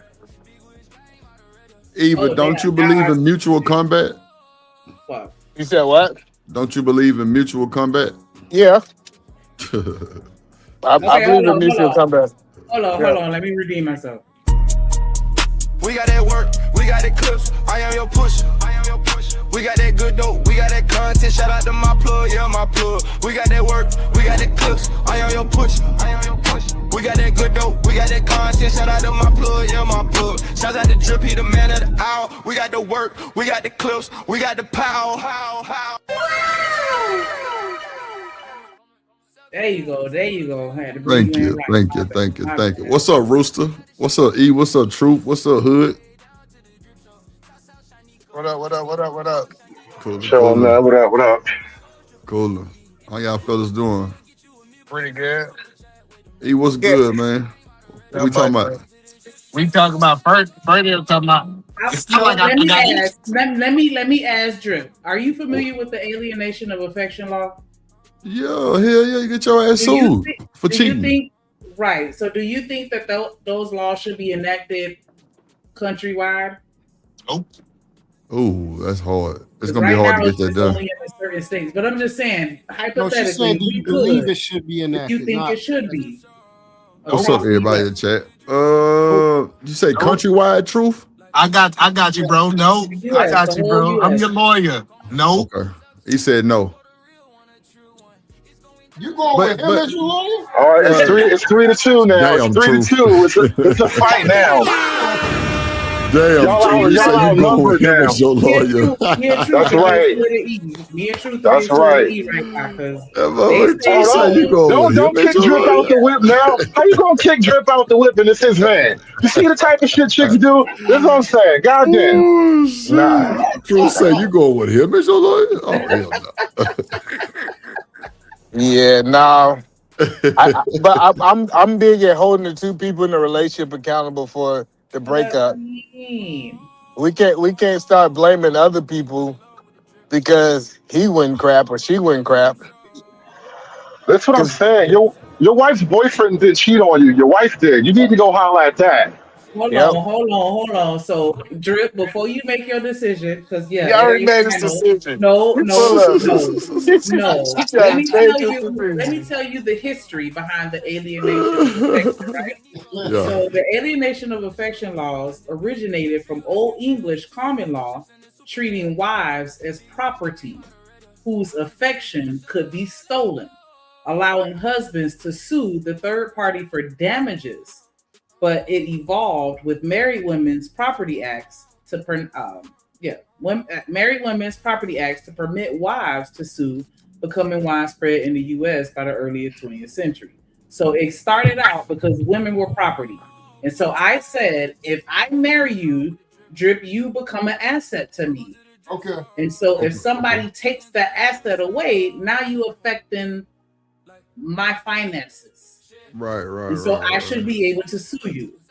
Yeah. You can. Full of crap. Listen, first of all, 90% of Americans ain't got to worry about it because they broke. Let's talk about that, right?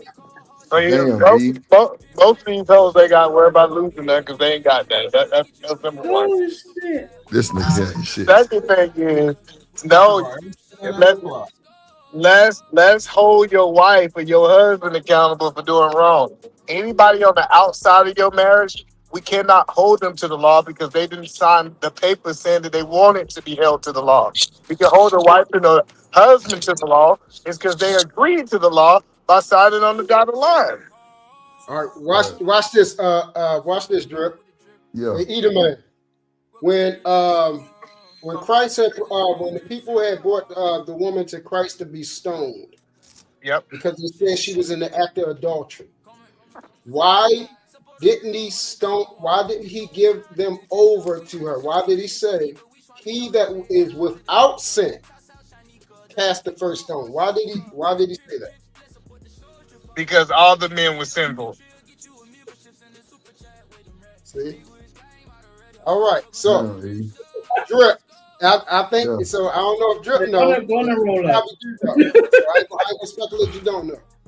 The reason why he brought that up, if you go to I think it's in Luke, he actually drew a line on the ground, and then he wrote something. When he wrote in the ground, he wrote the law. The law states that whoever, when you bring one party, that you're saying, hey, this man committed adultery. They want the other person as well that committed the act with them, so both of them supposed to be stoned. That's the actual law. And if y'all want to read, I can take it to y'all. No. That was the law, but that's not what Jesus was saying. Jesus said the man who have not committed sin throw the first stone. So none of them can throw stones because all of them were sinful. Oh man. Okay. Okay. So I'm just saying, is that not accurate? That the reason they didn't throw a stone. I didn't say that wasn't accurate. I'm giving you the whole entire thing. Yes, that is the surface thing. Everybody's with sin. But listen, one thing he does do, he doesn't go against the law. He never wants go against the law. Because if she was actually in the act of adultery, they said she's supposed to be stoned. He used the loophole of he that throws the first stone. I mean, he has no sin, throw the first stone. He actually wanted one of them. The person that was in the act of adultery with her, they were there. Oh wow! Nobody.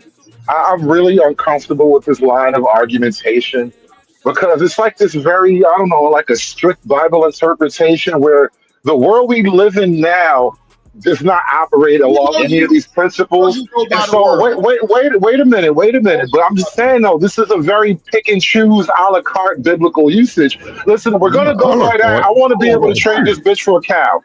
If we're playing by Bible rules, I want to trade a woman for a cow like they used to do back then.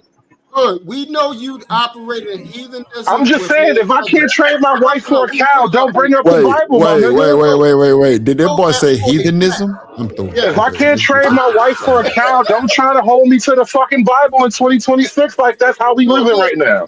This is a crazy way to argue. Nobody operates like this. Whatever the world is doing, if the world is fucking off and doing anything they fucking want to do, even if it's wrong, you going with it because the world doing it. I understand that. If they come up with a law and say you could cheat on your goddamn wife, you're going to do it. If the law could do anything that we know that is universally has always been wrong, now all of a sudden you are going to do it and say it's legally able for us to do it. So why can't I do it? Well, this isn't about the law dictating anything. The law definitely don't dictate morality. Your own logical consistency should guide your morality. And what I'm asking you for is a logically consistent argument. All you have is the Bible, which is effectively because I said so, nigga. And I'm asking you for a little bit more logical consistency beyond because I fucking said so. Logical consistency. This is logical. What is universally recognized as wrong, we don't do it. What has been known from time immemorial, we don't do it. But we know you do. Yeah, I know I'm a shitty person, but prove your point. No, but true. I'm glad we agree.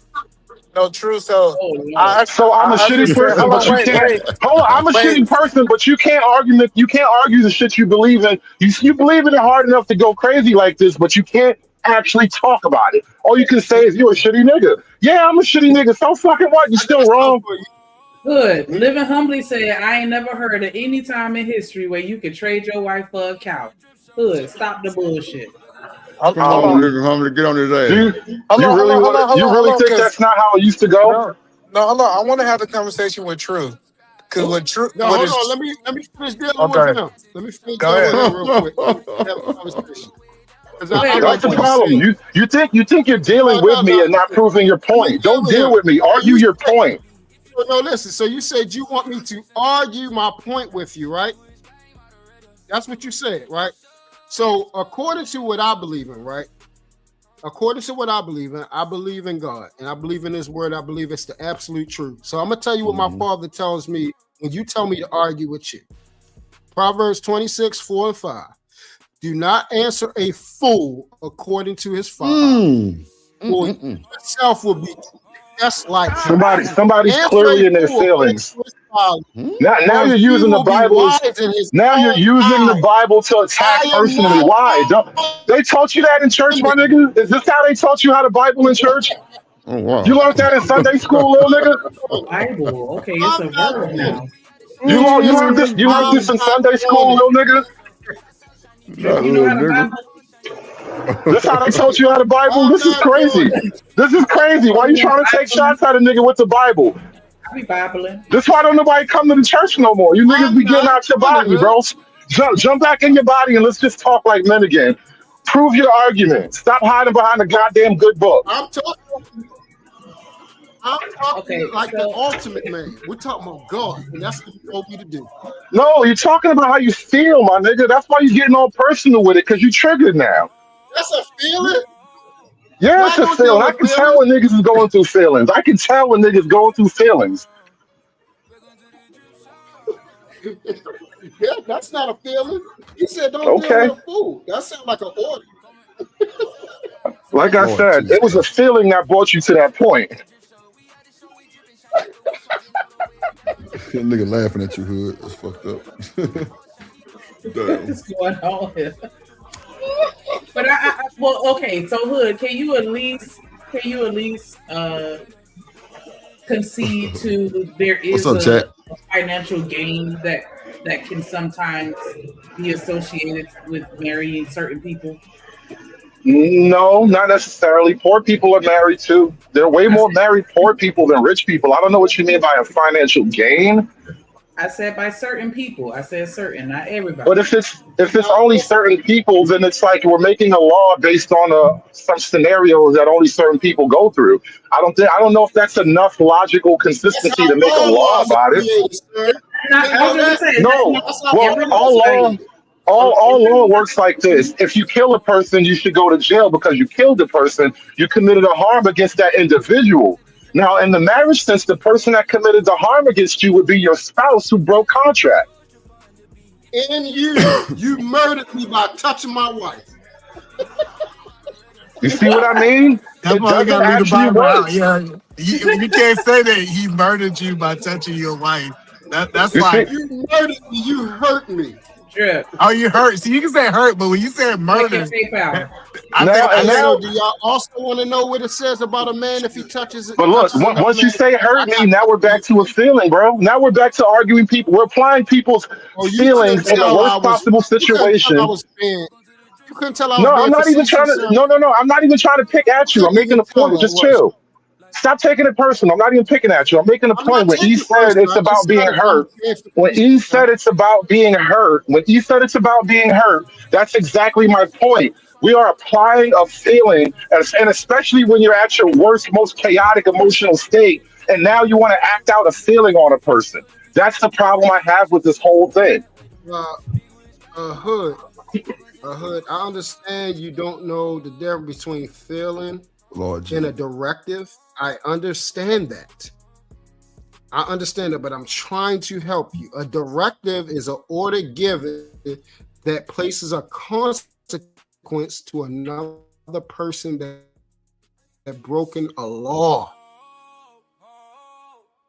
That's a directive. That has nothing. Truth, your shit going in and out. Your mic going in and out. Truth. You hear me? That's what happened when your shit not solid. Oh, hell nah. Hold on 1 second, y'all. Let me respect the money. Shout out to Living Humbly with the PayPal. Appreciate you guys. Let's go. Salute, Milwaukee game, my guy. Always humbly living, Drip Nation salute. Drip Nation salute, Milwaukee game, my guy. Always humbly living, Drip Nation salute. Living humbly, never stunting. Stacking money, always hunting. Milwaukee in my veins. Never change, stay the same.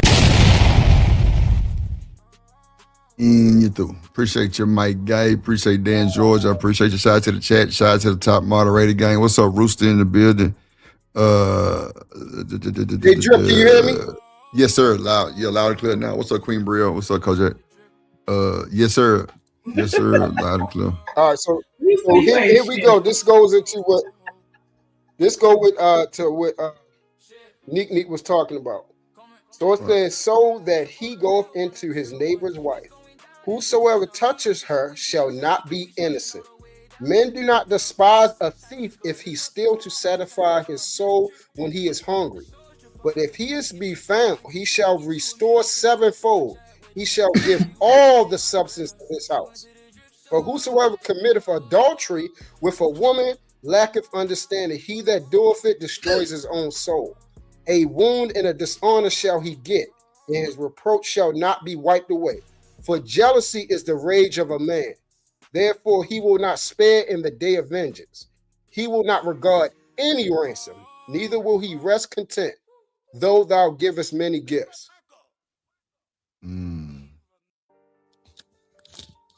You're going to die, you touch that man's wife. Vengeance is mine, saith the Lord. I rest my case.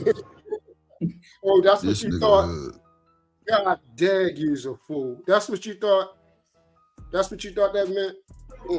And this is what I mean. Niggas get triggered and they hide behind the Bible, bro. You can't handle this shit. It's your fault. That's not my fault. That's what that meant. That's what you thought that was going to cancel out what I stated in Proverbs. Oh, my goodness. Hold on. So Proverbs talks in parables. You know that, right? Do you agree with that, True? Or no? No. So you think absolution is now.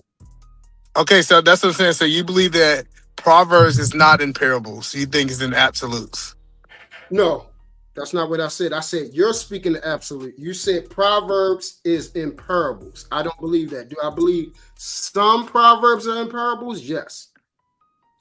Are you just saying that all of it's not? Okay. No, all of it's not. Yes. I understand what everybody's saying, right? And I'm not even going to necessarily disagree with Hood and E all the way because I get it. But I'm just saying, if I can sue you for emotional distress, then I can sue you for alienation of affection. But you can do it anyways. You don't, even in states that it's not legal, you still can sue them. Now, whether you win or not. Is it civil, E? Yeah, it's still a civil matter. Like, people don't understand with civil law, I can sue you for anything. I have the right to sue you. Now, am I going to win is a whole nother conversation. So we're not saying they shouldn't have no rights to sue, but we also shouldn't say that it should be enacted into law saying that you're supposed to get something because of XYZ. And especially because we don't know your agreement. Yeah, because give me a logical reason why it shouldn't be. Because you might agree to it. Huh? Yeah, you might agree to it. So, for example, you know that your man got a woman know her man got a side piece, and he done told him he had a side piece, and this been his side piece even before they got married. And now all of a sudden they getting divorced. Now she trying to sue his side piece when that was the agreement from the get go. Okay, and now me and Nika said this. We said if there's evidence that a person is aware, that is not a thief, then they should not be they should not be held in conflict. Yeah, they should. Well, no, Shanika. If we heard the law correct, the law says that if the girlfriend was aware that he was married, it says nothing about if the wife was aware of the girlfriend. Yes, that's Exactly. This is why obviously, This is why making things a law becomes such a problem. Once you make things a law, it's like now you deserve to go to jail because somebody's wife is loose. This is crazy territory you're walking into. No, you deserve to go to jail because you touching her. Because you touching her. But she's the one that's loose and that's married. even worse that you can go to jail. And you are a man with no integrity. Nah, Let's deal going to with jail you. is crazy. Going to jail for. We're talking about I'm you. just. You touch a man's wife. Nobody's What does going that to jail make you? yet, but when it's a law, What does that make when you make you? things law, that's kind of the path does you're that going down make once you you, make the though? thing a law. You like to Yeah, I talk heard about you, the bro. women's Stop. rights. What does that I make you? I heard you. Stop. What The does whole that make point is, you? once you make a What thing a does that law, make you? you start running the What risk of does now that you go to make jail you? because a nigga, do you have emotional What does problems? that make you? What does that make you? Seriously, do you need a pill? Do you need to take a pill or something, my nigga? Wow. Is it that time of the night? Now, hey, Hood. Now listen. Hold on now. Hold on now. Listen. No, it definitely ain't no time. I don't know what time of the night means. You mean time of the month? We know you bleed every day. And I know. I mean, like you need to take a pill at night to stay normal. Like, bro, why are you acting like this? We just talking. We were just talking about shit, and you seem to have a fucking problem. You seem to have a problem beyond the conversation, my nigga. Right. So this ain't about the conversation, is it? This is you having a feeling, right? This is you having a feeling, right? This is you having a feeling, my nigga. Nobody will say on here. I back mine up with evidence. You have no evidence. You just fucking talk. You use the Bible, bro. You're using the Bible. That's not quite evidence. That's the Bible. It's a source of reference. It's a source of reference. What do you have? I want to other than your fucking mouth. I want to steal Drip question then. real quick. Do y'all think that we should enact more laws to hold people accountable for their misdeeds? Well, now, Shanika, remember the question was the monetary. Well, yeah, because that's pretty much. Oh, okay, I ain't hear what you said. Because her suing the side piece, that's monetary. Yeah, you're right. So should we be able to sue people for doing fucked up shit that's not currently illegal? Yes. To hold them accountable for their bullshit. What do you mean? How far are we willing to go here? Should we lock mothers up because they late for picking their kid up after school? No, stop How talking far are you about willing to go? Hood, hold on, Hood. Not that. Somebody clearly doesn't know how to play this game. One of your people on the team can't play this game well. Hold on. So look, what happened was Deion Sanders charges his players now. If they miss practice, it's $5,000, bro. If you don't go to treatment, it's $2,000. If you miss film, it's like $1,000. If you miss condition, it's like you gotta watch film or the other team and shit. Oh shit! Yeah. So y'all sit around and just watch football and kind of like study people or whatever. Study the team. Yeah, we watch their last game, game, like their best game, all kind of shit. Oh, Drip, you know this is not the same as law, right? Private association is not the same as law. Well, no, this is how the question, bro. This is how it came about. I was like, well, and then Cam Newton was like, that's how we need to hold men accountable. Hit them pockets. Okay, how far are we willing to go with this kind of thing? Hood, it was random for me, so I don't know. Like you said. Yeah, there you go. Like you said. So like with the cheating, you cheat, yeah, you finna have to pay a fine. Yeah, no, for real. If you stab somebody in the back. Nah, you guys are crazy. Why don't we keep it? Why don't we keep it between the man and the woman? Why don't we keep it between the man and the woman? So, look, for example, once upon a time, if your wife caught you cheating, then you would lose your money or whatever like that. Nowadays, it's like the no fault divorce thing where you lose your money no matter what. And so my point is like, why not just go back to punishing people directly for their mistakes and not drag the government into it unnecessarily? Like if your husband cheated on you, you can sue him in the marriage, but like if he didn't, then you split up some other way. Like I don't get this idea. Yeah, right. Like why? Right. Like niggas with emotional issues want to write laws. This is crazy. So if they came out with a law where if you falsely accuse somebody of assaulting you, then you gonna end up going to jail because that's not a law. But if they make that a law, or if they make it a law where dang, I just had like 3 examples and I lost it. The false accusation thing is unique because you're threatening somebody with jail time inherently. And so making jail time a punishment seems appropriate. Because when you accuse somebody of sexual crime, they're going to go to jail. Yes. No, I'm with you. It's a felony. And so if you do that and we prove that you do that maliciously, I'm not totally opposed to jail in that situation because you're weaponizing jail itself as a concept. Okay, so what if I pin a baby on you and you find out when a baby 15 that it ain't yours? That's not legal. That's civil. You should be able to sue, not go to jail. Oh, she shouldn't be able to go to jail over that? Child support. I don't know if you should go to jail for that. That's suing. She should go. Now here's the difference. Here's the difference. The state shouldn't be locking. The state shouldn't be locking men up either. The state shouldn't be locking men up either because we don't have paupers prison. We don't have debtors prison anymore. I know so we don't have. That's a whole logical hypocrisy that we should do away with. She said, "Well, that was the question. Yeah. That was the question. I think I answered it." She didn't say, "Do we have it now?" I'm pretty sure I answered the question, bro. Did you not hear me? No, you talk too damn much. You talk too much. That's why you don't hear. Every time I talk, you open your fucking mouth, and then you can't keep up. I couldn't hear shit.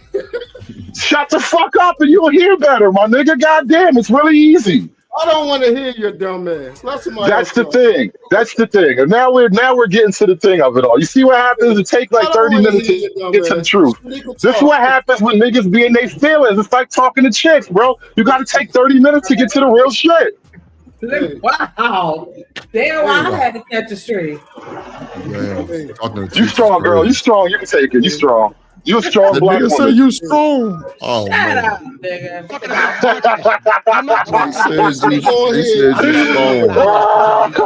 As any other woman in this chat, let's swear in. I think that we didn't swear in today. Everybody, let's put our right hands up and swear in. Let's do that. Let's swear in.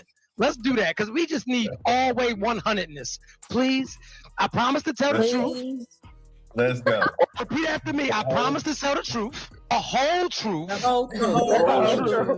and not a half truth because I know thousands of people are watching. Now we can start the conversation. I'm out the way. Hamp, run the movie. Yo, true, man. The question is on the table, man. Why do women want to cinch up? And I think you said people, because you mentioned bro code as well. But particularly when he said married men are most desired, why do women want those men they shouldn't have? Why is there no loyalty to other women that are married to him? It's a broadcast. I can talk if y'all want. Ladies. Anytime soon. Come on. Say something to Kara. What you say, Kara? Pause the Shanika. What? Go ahead, Kara. Talk your shit. Something to drink now. Everybody. So, why is that, Shanika? Women want married men. Because it's got to be all delusional, right? I feel like a broken record because I take everything. I feel like I take everything back to ego. At the end of the day, like what is ego? Your ego. Oh, I thought you said eco. I'm sorry. Ego. No, ego. I feel like it's a level of cynicism behind it where it's like, nah, I'm gonna take that because I'm better than you. I'm trying to figure out your sneaker thug. Right, she got that thug talk on her. She got the little side talk and everything. I'm like, what the hell? I'm innocent. But I'm just saying, like, for you to, I mean, as a man, for you to see a woman with a man and be like, nah, I want her. And for you to, do whatever to take her away from that man, I feel like it's but you want me. That's lust, first of all. How you think? So that shit sounds psychopathic when you say it like that, don't it? Yeah, like that shit kind of rung the bell a little different. Like, wait a minute. I'm saying, why? No, Drip, don't let that nigga get you girling, bro. That nigga girling down there. Like grilling. Nobody knows what these retarded words you use mean, bro. What the fuck type language this nigga be talking? That nigga say grilling. Grilling. This is niggas that use the Bible incorrectly say shit like that, by the way. Damn. So what did you say you thought the motive was for a woman to see a married man and be like, I want him and I want to take him away from his wife so I can have him. Yeah, but like that's why I said it's got to be delusional, right? Because like that's not gonna happen. Go ahead, Slick. Go ahead. You don't think it can happen? No. Well, hold on, real quick. Ain't gon' take it, we gon' dance through. Let's go down to the Mississippi. Hit Old Town Road and get my boy Roos. Drip King Roos. Drip Nation Mississippi Roos. Let's get it, Drip, let's get it, Rooster. King Roos. King Roos. Guys, that shit. That nigga Rooster is the blue rooster at the end. This nigga. This nigga a special rooster now. What's up, King Rooster in the motherfucking building? What's up, gang? You down there? You ain't on mute. Never ain't doing nothing. I'm doing a little fashioned sit-in. You know what I'm saying? Y'all have y'all conversation. I'm trying to be nice tonight. You know it's Thursday, and we gonna have some fun around by Friday. Maybe let's barbecue. You know what I'm saying? Y'all just have y'all conversation. I heard some stuff that it wasn't right, man. Go ahead, talk your shit.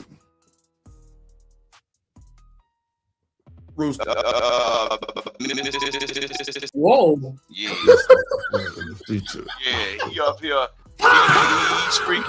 He's speaking the gospel and the holy hallelujah, boy. I know them palms. Hey, Drip, that's your cash app down there? Yeah. You gonna hurry up. Yeah. Spend your money, baby. Spend your money, boy. Let me get my dance for you. Spend your money. Yeah. Hurry up and stop me. Hurry up. Hurry up. Crazy, bro. Reach around in your pocket, sweetie. Because you ain't right. We ain't got time to hit. Yeah. You ain't right.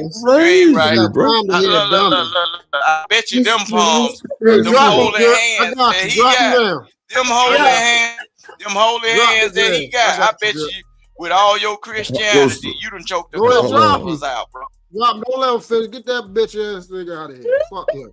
Lord Jesus Christ, Rooster. They Fuck put that. some money on your head, Rooster.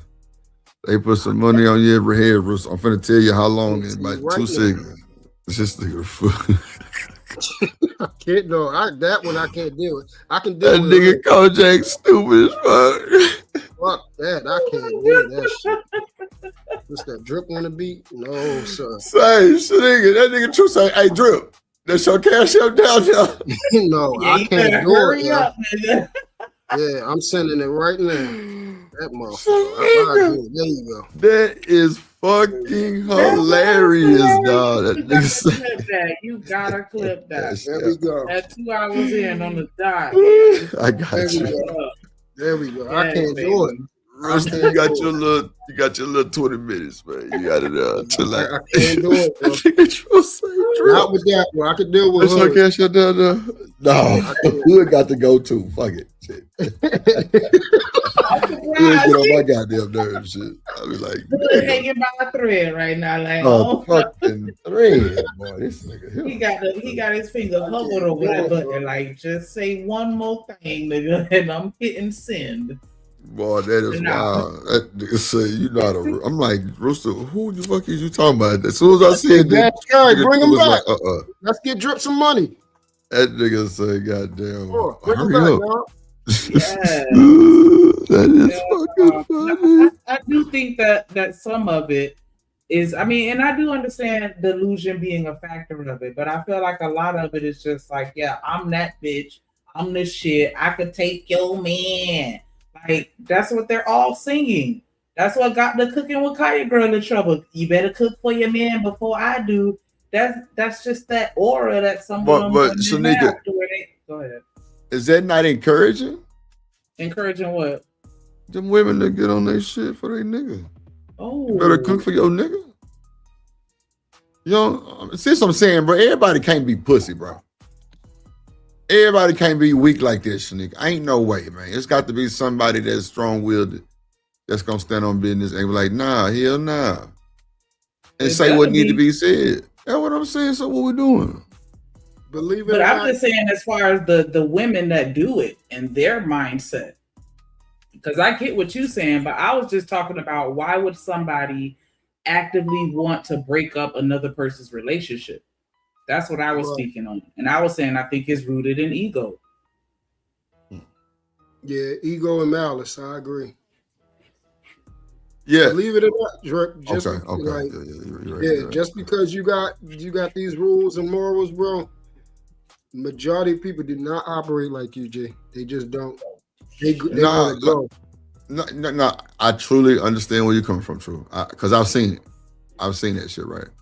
So I definitely agree with everything you're saying because yeah. You know, I've been talking a lot about this idea lately about the male and female based sexual nature. You know, and ultimately, like people forget this, and it sounds crazy to say that, but as a species, we are a predatory hunting species, and that applies just the same to our sexual habits as well. And so, some people are just very, very into the hunt. Let's put it that way. $500 the ban hood. $5 to ban this funk ass. Hell no, get him up out of there. This nigga here. Nah, somebody else paid $500. So what else? What I think that's your wait a going minute. rate in the hood. Hood, wait a minute. Hood, wait. Somebody paid $500 for you. Get his punk ass about it. I forgot about that. You done traveled that was on traveled your girl and ass over here because you couldn't go nowhere else. That was on his panel. Listen, man. No listen, shit. you got to pay I did not know $500 to protect me. To protect the women from me. That's the price she paid. $500. So she never have to deal with the uncomfortable thoughts that I raise. Because I bring up I did uncomfortable not know points. somebody banned you, bro. That's wild. That's Yeah, crazy. we laughed about that. Well, I mean, it was fun too, because you know that day I was kind of going in on them niggas too. I was saying, y'all niggas kinky, man. Y'all got a race kink. And I started pointing out how y'all niggas sound like them Handmaid Tale bitches and shit. Y'all need to be impressed. God. Y'all niggas can't get off if you're not feeling oppressed. I started going in on them niggas. I ain't gonna lie, Hood. I would have banned your motherfucking ass too. Get You bunch of kinky ass niggas. That nigga say you got a race kink. I'm through. I don't even know what to say to them. Damn. I can't lie, that's funny as shit. It is. Not a race kink. Bro, Hood ain't worth the shit. Ain't worth no fuck. Hey, man. That's why he don't get none.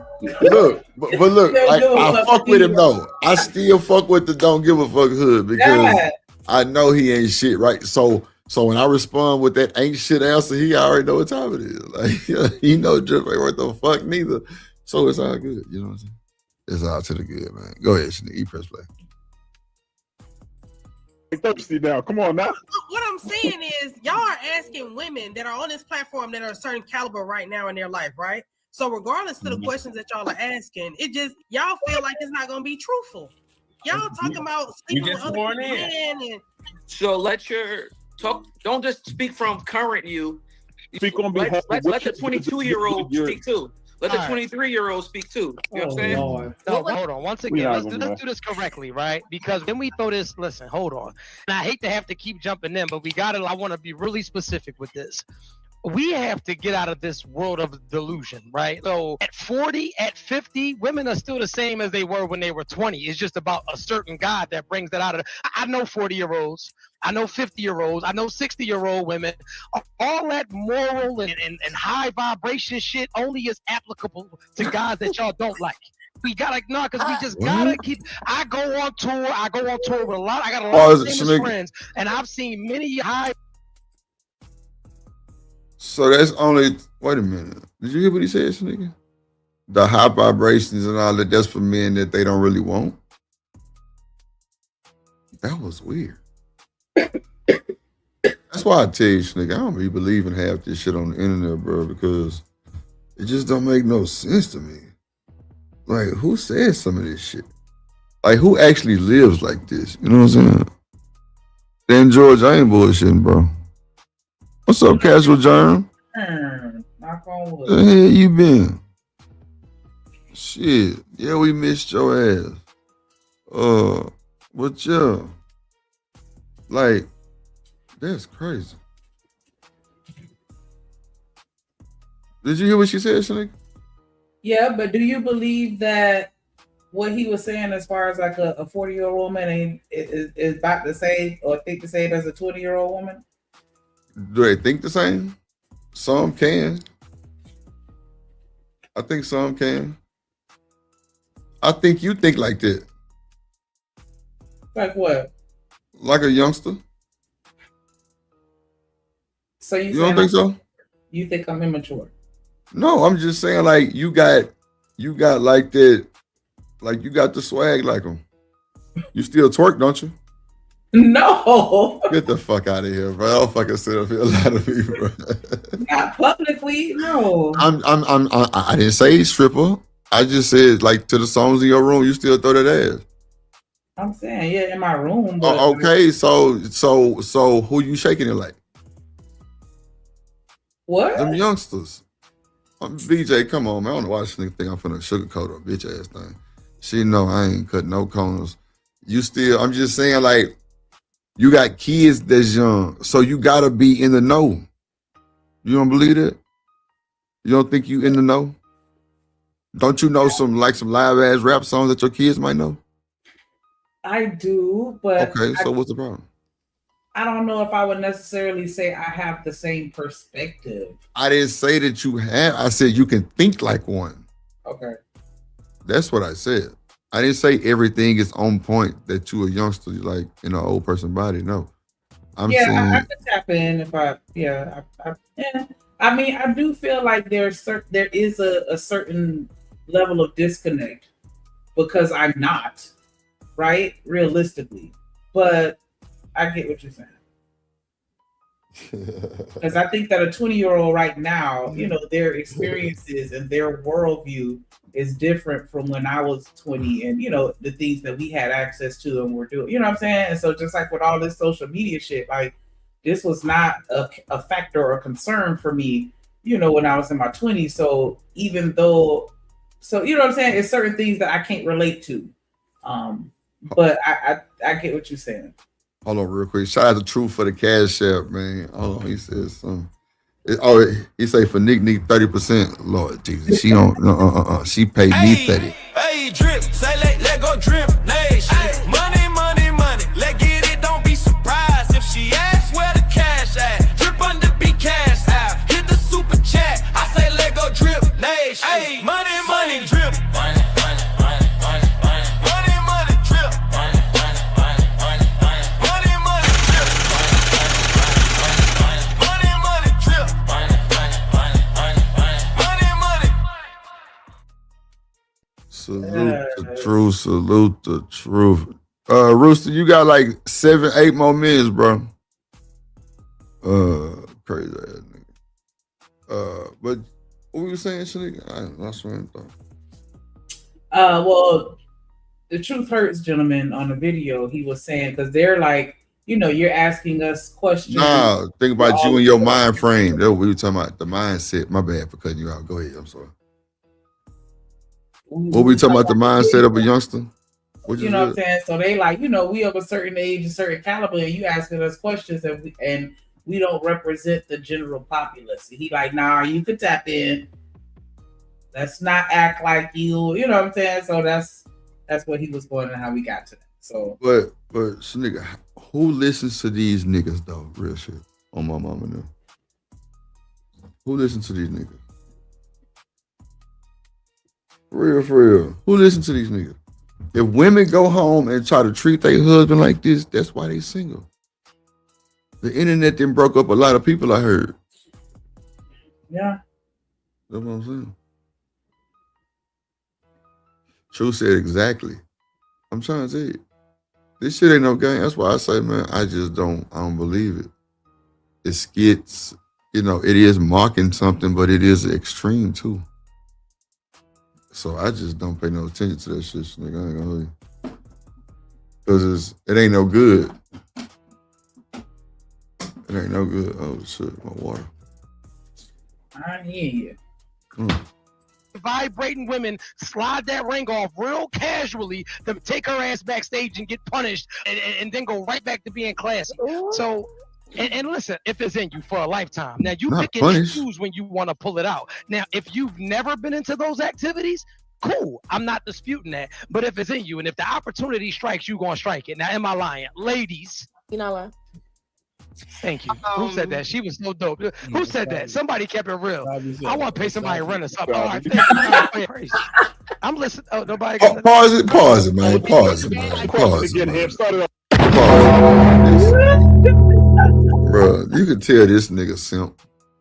This nigga say, He talking shit. he sound dope. I want to pay somebody rent.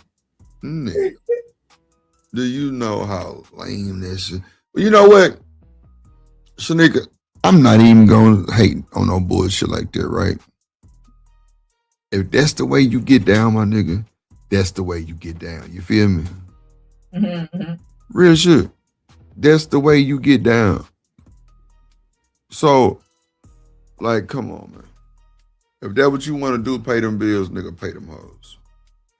Ain't nobody stopping you from paying them hoes. You know what I'm saying? What? He was just talking shit, trying to be funny. That nigga ain't paying nobody motherfucker rent. Well, I mean, what's up, Abby Walden? I mean, shit, it is what it is. You know what I'm saying? Rooster, you got 2 minutes, Rooster. 2 minutes. He just glad somebody agreed with him. I mean, you're right. Oh, shit. You're right. Oh, man. Saul trying to answer. Go ahead, Saul. Answer. See if she got it. I was just about to say, I think for certain people, at the end of the day, it's just a dog-eat-dog world. So if you want that shit, go get it. And when you have that mentality, it doesn't matter what gets in the way. So the best person win. Oh, real. I'm not mad at it because that's the harsh reality. And I just like real. And I'm not even, I know that it's very uncomfortable to jump on a public platform and get on here and just be like, to really be all the way transparent, but people go after what they want. And like I said, there are some women and men that would never, it has never been a thought, like, and that's a very small percentage, but overall people want what they want and they're willing to do whatever it takes in order for them to get it. And I've landed my plane with that. I wanted to go to the next topic, right? Because that was that, right? Can we talk about for better or for worse? And what does that really mean when we talk about marriage? And I want to hear Pause from it, the Shanique, women pause. first, better or for worse. What does Rooster. Somebody put some more money on your head. You got 10 more minutes. With 12 minutes now.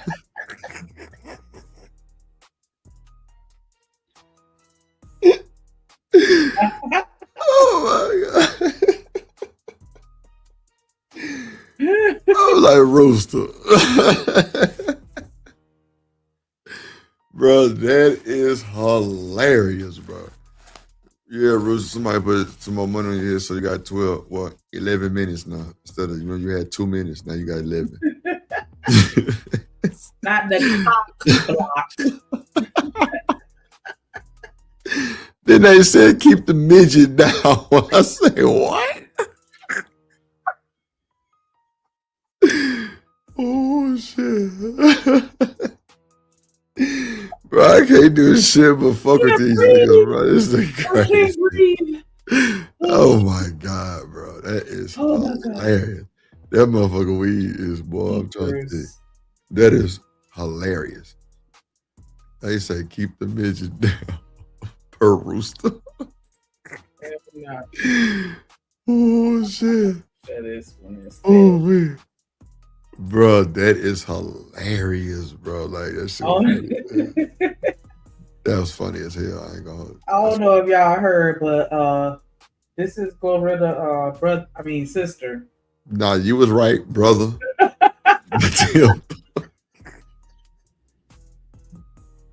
Looking like Kevin Gates. Looking like Lil Women, like old school Boosie. What? With that fresh ass tape up. She had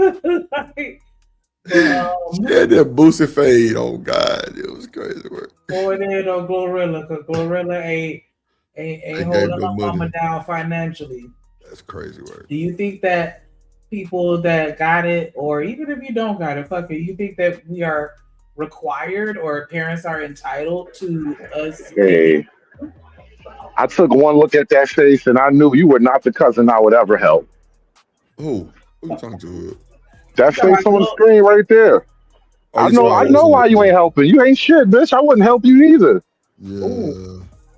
See, that's why Hood get beat up by girls. Nigga. That nigga ain't worth shit. Hood get beat up by girls. I said what I said. Yeah, she got to go in. She got to go in. Fair use. Fair use. Fair use. Mama struggling, lights off, taking baths out of bottles of water. All Man, of us, hell say, nah. and you want to sit here and talk about what we How you put your mama business out there like that? For real. We wasn't eating.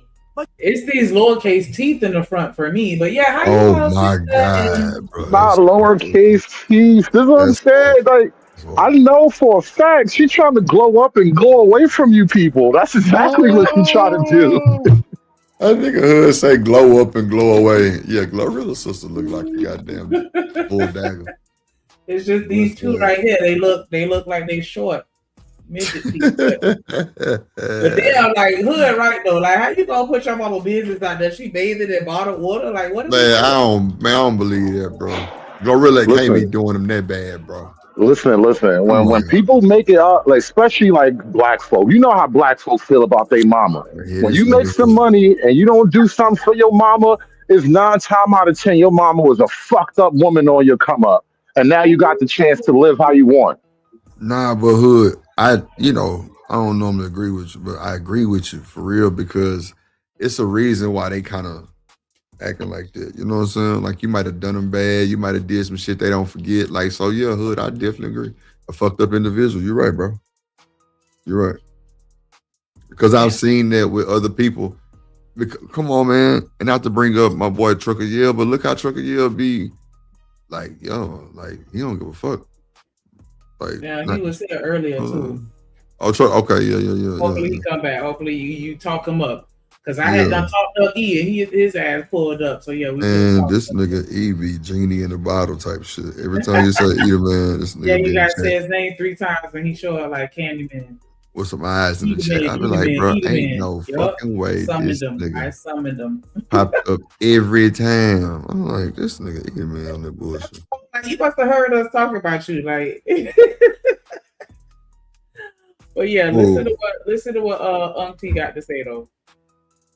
You want to get on interviews and talk about the struggle. Not the struggle. Yeah, the struggle. She sound like her mom. I drink a water out of bottled water. Bullets won't slide accordingly. So what I see. Yo, what type of whole bath are you doing though? I ain't never heard a whole bath involving a bottle of water. We need to stop for a minute. This don't make no sense, bro. Oh, this nigga. This don't make no sense because I've heard of a whole bath, boy. Shout out to the whole bath. A whole bath is a part of the ecosystem. Sometimes y'all hoes just need to do what you gotta do. But a bottle of water? How do you hold days with a bottle of water? Help me out here. This is why I know you don't deserve no money. But you just be capping and making shit up, getting all extravagant in your stories and shit. Ain't no way you can take a whole bath with a bottle of water. Hood. All right, I'm done. I'm done. You think so? You think so, Hood? I think they can. I think they can, Hood. For real. I think they can take a whole bath with a bottle of water. And her mama works for FedEx. She said her mama works for fucking FedEx, bro. This is not an after-school program. You make a little bit of money. I'm not believing you. You say a little bit of money. Somebody drop it. Humbly, that's a girl. That's a her. This nigga. I need his barber number. He got him crispy as hell. She a handsome ass nigga. What do you mean? Boy, y'all ain't worth the shit, boy. She a fly ass nigga. He a handsome ass nigga. Somebody drop Hood for 50 cents. This nigga gotta go. God damn, not a fly ass. I don't even think super chats work at that level. $1 and up, nigga. Let's say fuck that drip. I ain't going for cheap. Hell nah. Go ahead, Snoop. I caught that early. You know what I'm saying? She said a lot of stuff, but I feel like I heard what I needed to hear. And sad that you even hear these type of situations going on, these type of disputes. And you know, social media, you know how that go. When something like this hit the net, you got everybody from all different sides. Some folks are saying, "Oh, that's messed up. That's wrong." You got 4 minutes, Rooster. Shit. And you got folks that's saying, "But she not obligated though." Nobody in this free world is obligated. You got 4 more minutes. Single thing for no. Damn, that was I felt the hate in your question. And they said, "Oh, we got 4 minutes." He said, "For real, we got 4 minutes left." Nah, I know this nigga don't got only 4 minutes left. This nigga over here spazzing in the corner right now. That's how that shit be when I get in the car and the GPS tell me 30 minutes. Oh, you think it's gonna be 30 minutes? I'm getting that in 10. Nah, he talking about Rooster ass. I know. I'm just saying. Yeah, he adding time to his GPS. Okay, that's what you think. I nigga said, "Rooster, your 15-minute trip gonna take about 2 days. It's gonna be a 3-hour tour like Gilligan's Island." 4 years later, that nigga's still gonna be in the back chat. The back chat is crazy, work. Shut me up. That nigga Rooster crazy as hell. I'm like, what the fuck? That nigga say, drip. That was too funny. Bro, I swear that shit be happening just randomly, just be funny as fuck, bro. Nigga said, "It's okay, shut that."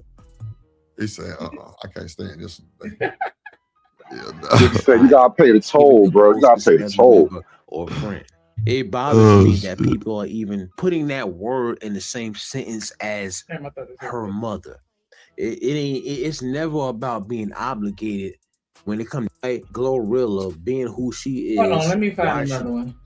Trust say the girls love hood. Man, fuck hood. Hell no. Yeah, we fuck with hood. Nah, hood the guy. Oh shit. But yeah, do y'all think that y'all obligated to take care of your parents? If you come up on some money and your mama, need some money. Rooster. Is it right for me to look at you like, fucked up because you ain't helping? Rooster. You got 12 minutes, big dog. Hold on. You got 12 minutes, big dog. Hey, drip, say let go drip nation. Money, money, money. Let get it, don't be surprised if she asks where the cash at. Drip under be cash out. Hit the super chat. I say let go drip nation. Hey, money, money, drip.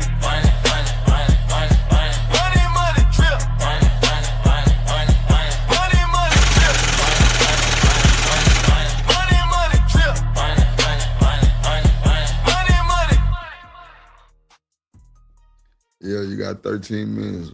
12 minutes now. 12 minutes. You don't need to talk. Yeah, the truth said, keep the mad rooster down. Okay, that's the video. That's the better one. All right, Glorilla had to tell her sister Alexis, aka Scarface, to get a job after her sister came to social media trying to expose the fact that their mom still works for FedEx and that she is not doing for the family. So the sister took to her Facebook and said, "I'm really going live to expose y'all favorite rapper, same mom, same dad, 10 siblings. Y'all think she this upright a person when she really ain't effing with you since she got on, and I'm constantly getting acknowledgement for being her sister, and she ain't F with you at all. Gloria Woods called my bluff. It's been 4 years. Why the media haven't seen your siblings? And don't say because you're protecting us because we're still in Memphis. It's because you talk about our struggles and you don't F with you."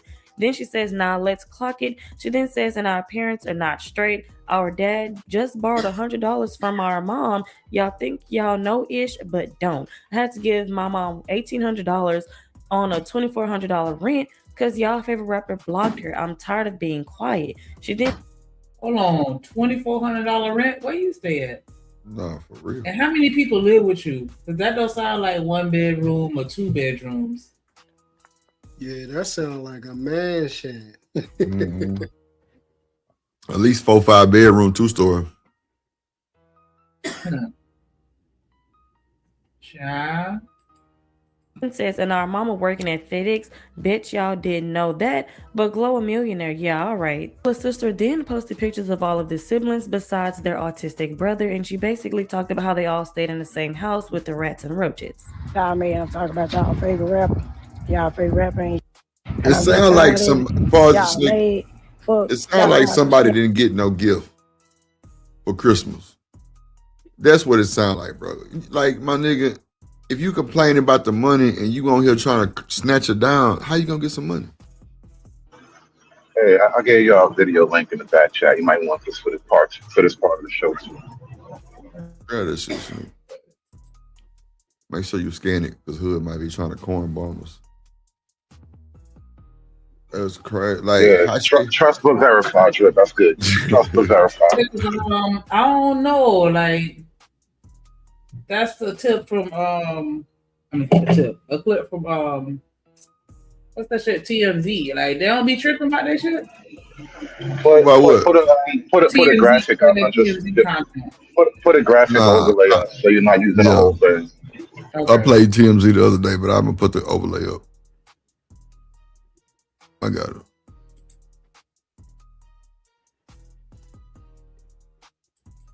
You put it up? Okay, need to see. Yeah, go ahead.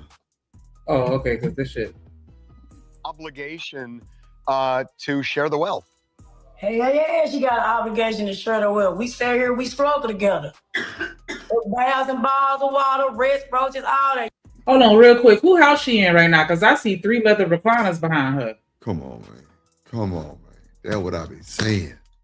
What, you gotta read the background, man. We gotta read the background, man. That's like that's like 2,500 a pop right there. Come on, and Hood. they got artwork on their wall. Come on, man. Where you at talking like that? You see you that might white be in. street? Yeah, I see. Yeah. What we doing? She ain't get what she wanted, so I'm gonna add your mother. You know what? Glory, hallelujah. I'm gonna add your ass out. With the polo sweater. Come on. But y'all struggling though. That's what I be saying, bro. That should be funny as hell, bro. Man, shout out to that boy. Hold on, man. Shout out to my motherfucking partner, man. Shout out to goddamn my boy Stan for the cash out. Appreciate you, OG.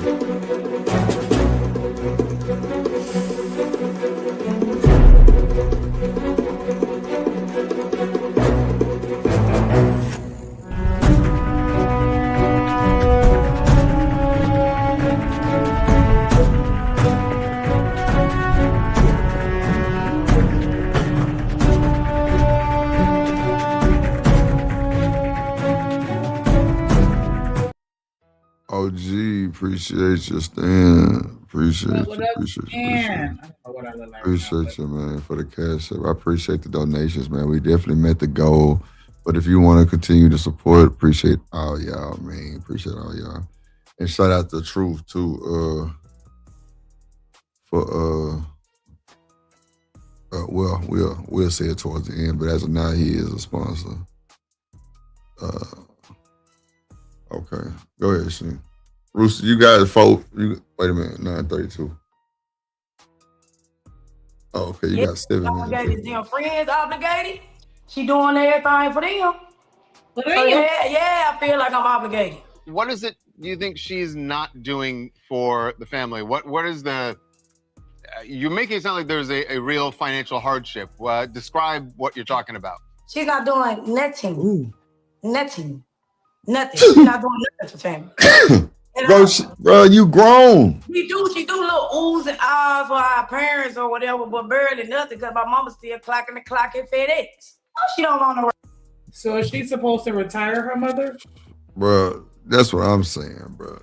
Come on, bro. She got to take care of herself too, man. I'm sure she pay a bunch. See, she just mad because she ain't get that drink that she want her sister to buy.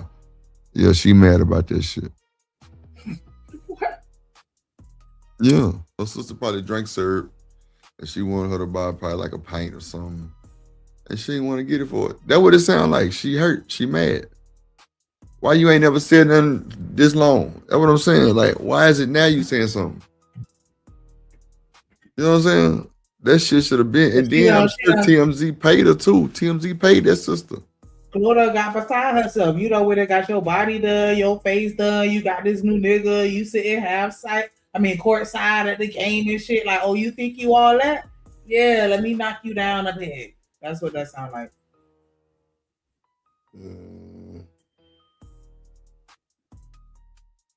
Oh no. Because is she not like blowing up right now? Like she's doing pretty decent musically. I don't know, but then she, she looking better. She got her little man. Like, yeah, she on the up and up. Oh, okay. Stands. Oh shit. Ring rooster. Rooster. Rooster. You on mute, brother. You back though. Rooster. Yeah, look. Truth. Rooster. Won't he do it? Won't God do it? You heard Fan me? pulled you back. Won't God Rooster. do it? Real well? Yeah. Go ahead. I'm doing the sit-in, you know what I'm saying, for all my haters and so-called wannabe ground shakers and everything. I appreciate your donation, Cutie Pie, aka Mr. Revenue Wrong, Mr. Aka Miss Meet Me at the Church. You Bible thumping, licking your finger while you peel back your dollar to put something in the woman pocketbook. You sinner. You better stop messing with me, man. You ain't worth a damn, boy. You ain't worth two wooden nickels to rub together in a snowstorm to make a fight. Nigga, that's why you scared of me. You scared, boy. You better be scared. This man, Rooster, shut up. Two wooden nickels to rub together and make friction and start a fire. He ain't worth it. Boy, we could have used you in the snowstorm because them wooden nickels you pitching, boy, it could have kept somebody alive. But yeah, he pitching them. Yeah. Y'all got a bunch of snow out there, I'm Rooster? just doing. Ain't snow. We got ice storm, boy. It was terrifying to some of these folk, but not like the God that truth served. My God kept my AC and everything on. My central, like when everybody in the town was sitting around and had to get generators and everything. God did it for me. My babies were running around through the house. Look, throughout the ice storm and everything. Folks say, "You got power?" I said, "Yeah, power. In the name of Jesus, I got power. Yes, Lord. Yeah, I got power. Look, the whole town, look.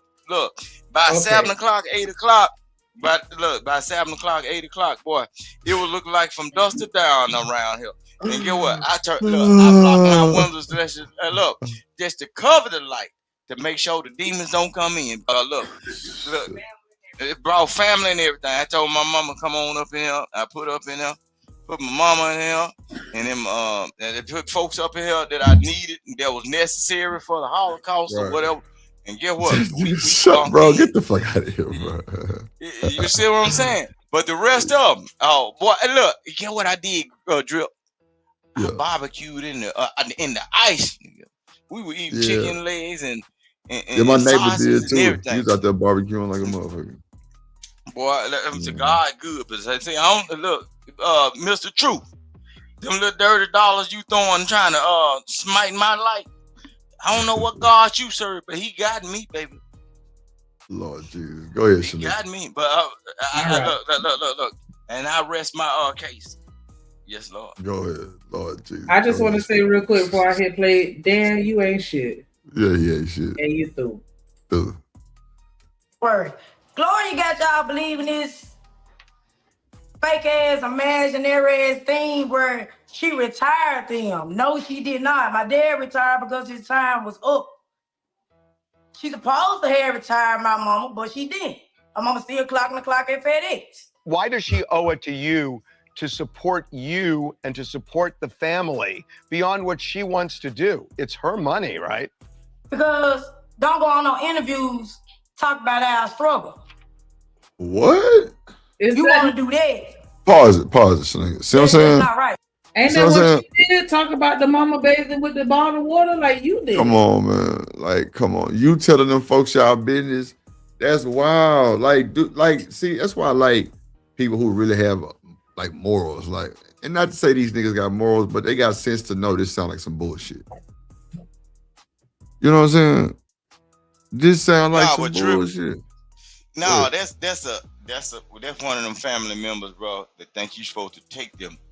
Everybody that becomes successful know that everybody can't go, bro. Because, say for instance, with what she doing, bro, if Glorilla had invited her into everything, if she gets touched by the wrong person in a certain situation, Now Glorilla end up in a bad situation, and then we'll be trying to figure out what happened. But the sister did it, thinking that she finna overthrow or climb above. You got to pay attention to it, them folks. You got to separate from certain people, bro, because that ain't what she doing ain't even right, bro. And then Memphis, boy, they cut though. They cut though. Definitely cut though. Memphis. Let's see. She basically doing what black folks. She basically doing what black folks do at funerals, bro. When the significant person in life pass away, like the backbone of the family. Now she fighting over what she think she's old. No, you wasn't in there grinding with her. You would know.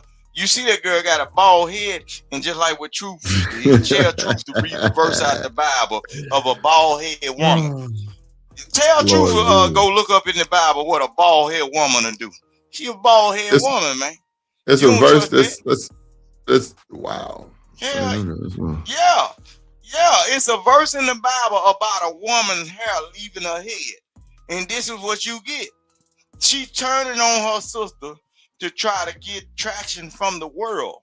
When in the end, when all the dust settles and Glorilla, say for instance, Glorilla don't have what she got no more. You still got to deal with your sister, your brother. Right. In good terms. So I just think, bro, she ain't get her Christmas gift, bro. And she mad. Cause this don't even, bro, they already really kind of caught her in the interview. Like this shit don't make no sense.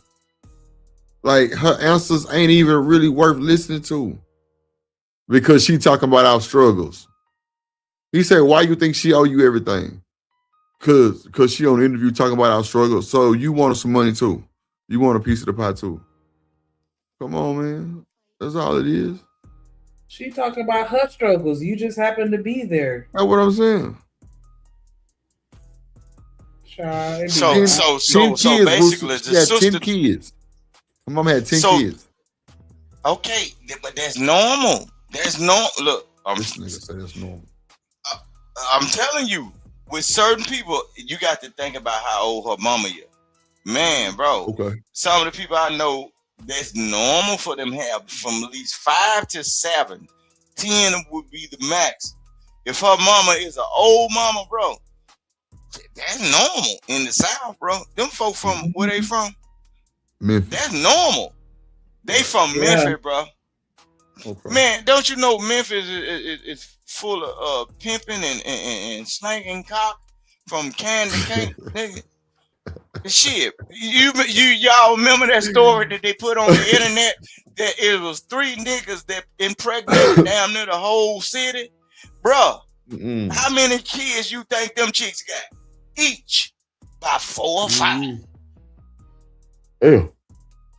You see what I'm saying? That's normal. That's the whole city. But the whole thing is, okay, she ain't doing nothing but trying to boss up on her sister.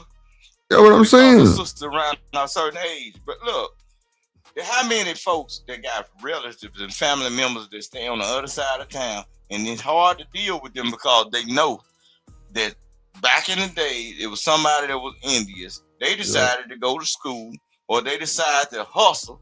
They probably went to prison. They came out and they changed their money into some real lucrative business. Now folks say, "Oh, I can't stand when old Leroy come over here. He think he better than us." No, that nigga, he been through what he been through, but he handled his business to change it up and get some money. While y'all was over there sitting up on grandmama's couch in the same goddamn house, there was the air property. Y'all ain't try to do shit. So now, since I done went to school and did this and did that, put myself life on the line, I supposed to give you everything because we got the same last name. Nigga, you crazy. Said. You better get up out my yard before I get this 38. That's dirty. Yeah, you better go on about your business. Yeah. You got to be careful, Drip, because those type of relatives, bro, they'll sink you. Luckily that she had some sense enough to know her people and not present them and put them around people before she grew or blew up, because they would have stifled her. They would have stunted her growth, because they would have been talking that shit in the studio from the jump, bro. They Hold on would've- real quick, Rooster. Oh, we Hold can't mess on. with them because of family or liability. Hold on, Rooster. Yeah, they that's fact. That's a lot of business. Hey, who just sent that cash up? Cause I don't know who that is. I don't want to say their names and shit like that. But I appreciate the cash up though. He says, or he or she, well, he say it's the first of the month. Oh, okay. Appreciate you, Captain John. Appreciate you. Yeah, I ain't want to say you're good, my man. Thank you so much. Thank you so much. Thank you so much. Appreciate the support, everybody. Damn, Drip, you just. Y'all match that. Hey, Drip.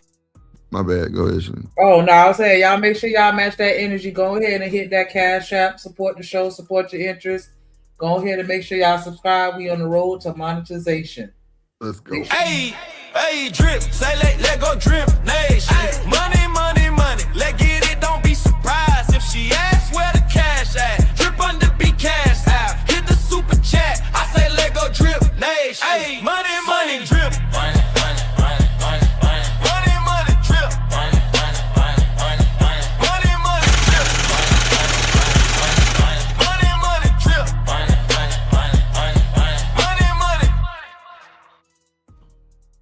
Appreciate that, Castle John. Appreciate that. Go ahead, Shani.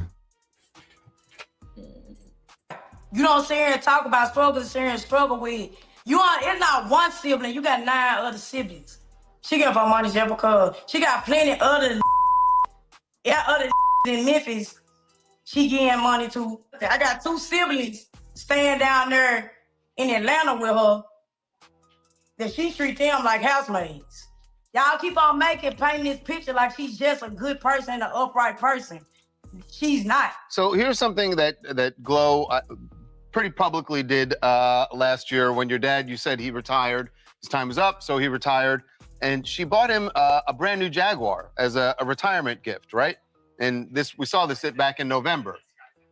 I mean, that's pretty nice to give someone a Jaguar, no? Yeah, what picture of the Jaguar do you have? I just know it's a white Jaguar. What evidence do you have of the brand new Jaguar? Are you saying that the Jaguar was not, she didn't actually give him a Jaguar? It was nowhere near new. What evidence do you have of that brand new Jaguar? There's an Pause it, Shanika. Pause it. He's always trying to make it look good. Pause it. See, he didn't caught him. See what I'm saying? He's a good journalist or whatever. He did his research. Glow just bought probably the family a Jaguar for them to ride around in. You know what I'm saying? To get them to point A to point B. They can't buy everybody a car.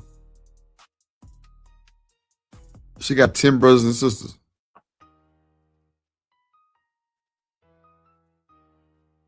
Kevin Jones said, I can see her everywhere in Chicago illegally. Lord Jesus. Oh, yeah, no, I'm sorry, legally. I'm sorry. Legally. Okay. And you already know if she was to buy them a regular car, they're gonna be looking at her sideways. Nasty girl. I would have bought him a minivan. I would have bought him a minivan, my nigga. I would have bought him a minivan, and y'all better share that shit. I'm telling you, look, I would have bought him a nice minivan, and I say, what y'all need up in here?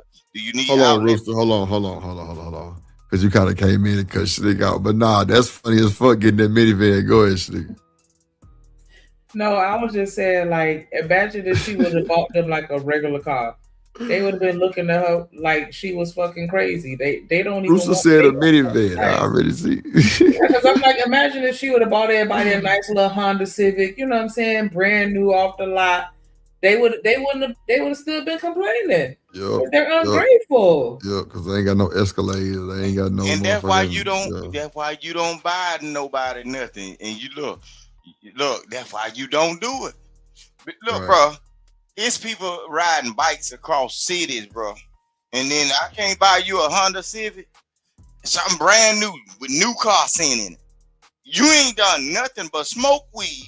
And every time you ask for $5, the dope man calling me and say, man, you can't be sending these folk by my house all that. Like, look, Lord Jesus. Stuff you rich. Bro, okay, the first time you complain, and in the housemaid situation, bro. If I'm the person that's the driving force in this household and you my relative, it will be quite naturally that I can get you to come over to the house and say, hey, weekend folk, I don't want everybody up in here that can run through my dresser drawers and get my social security numbers and everything. I'm gonna put y'all as employees, and now y'all can file taxes up under me, whatever, saying that y'all work for me or whatever. We gonna get the paperwork and clean that goddamn house, bust them goddamn suds. And when I come up in here, I want to see this son bitch like it was just brand new built. Yeah, I'm gonna use if I got 10 siblings, nigga, I'm gonna go to Home Depot and buy them little tiny houses. Yeah, you can have your living quarter in the back. To build a neighborhood, ain't Boosie that what Boosie did? Ain't that what Boosie did? Mm. But see, the ungrateful nigga, they want to eat chicken off the grill hot and drink Coke 45 and smoke that Reggie all day. You can't give them nothing. You see what I'm saying? You can't give them nothing. They wanna ride like you ride, right? That's the same thing like it's a children book. Y'all look it up. The story of the chicken and the bread. Everybody, when you handling your bit, the story of the chicken and the bread. They used to teach us those old fables a long time ago to let you know what life was gonna be. But look, everybody, when the chicken was going to try to get all the product together, and while he was struggling, everybody said not I. But when the final product come out, everybody said, "Can I? That's a nice little thing you got going on. Can I have a piece?" And then no, stop. He's ruining it. He was during the summertime. Come on.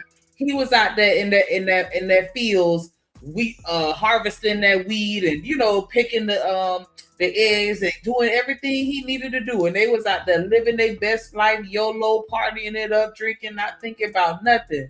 Then that shit got cold, and they ass got hungry as fuck, and that nigga had that motherfucking bread. Sorry, go ahead. What bread he has, Snake? But see, you know the story. So I was just saying though. The bread he was able to, I'm saying, but we got other people watching that may not necessarily know. So, but yeah, he was able to make that bread because he like I said, he harvested the wheat, he picked them eggs, he did everything he was supposed to do. He was out there working while they were chilling. Like, nah, not I, because he was trying to put them he was trying to put them on game. That was the crazy part. He tried to pull them in like, hey, y'all need to get in on this. But look, Shanika and Drip, I understand that you, Shanika, I know you know the story. But listen what I'm saying. It ain't my fault that they ain't get the teachings and knowledge. Look, shit. Look, it ain't my fault. Say, I'm gonna be like Glorilla. Now I ain't gonna give them nothing. I just gave them some knowledge. The story of the chicken and the bread. When your ass it's time for you to suffer. And I went through the hardship. Shit, I'm gonna leave your ass out on the porch while we cooking bacon and eggs in the house. I prepared this shit. I was the one out here hustling. She bought the Jaguar though. She bought the Jaguar. Ain't like everybody else, man. Yeah. They probably ran it in the dirt, Rooster. The Jaguar, they probably ran it in the dirt. Man. They ain't get the oil change or some shit, fucked it up. Now it's halfway running. Yeah. She ain't got the answer. Now she got to fix that motherfucker too. No, instead of, did you see her defense? Did you see a picture of it? So because I don't see a picture of it, mean it don't exist. She talking about where your evidence says. So now it's a back and forth because you trying to ask some bullshit out, but God got to. I gotta pull up the title. Yeah, that's what I gotta do. Okay. You know what I'm saying? That's wild. For y'all, my dad over there broke as a mother right now. Let's say she has $2 million. How much of that does she owe to you and the rest of the family of that $2 million? She can get all of it like $2,500 a piece. How much? Yeah, see, pause. See, this is what I'm saying right here. This is what I'm saying right here. I knew it was some stupid shit going on. So y'all want 25,000, bro? That's not even enough to buy what you want. Now she said 2,500, man. Not 25. Oh, I'm sorry, 2,500. Oh my God. Like, are you kidding? My God. You do all this over $2,500, girl? I thought you said 25,000. My bad, man. That's crazy word. Come on, 25. That's how I know some bullshit. 2,500, bro. That's why I say she ain't get that plate of drink that she wanted for Christmas, bro. She probably told Glorilla, look, buy me some syrup. Yeah, right buy me there. some syrup. And I'm telling you, 2,500 for the pint. She ain't get it for us. So yeah, she can give it 2,500 piece. Oh my God. Tax season right around the corner, man. And Come some on, people man. gonna get that 2,500 or 9,000, bro. What is she complaining about? So that evidently she don't work nowhere, bro.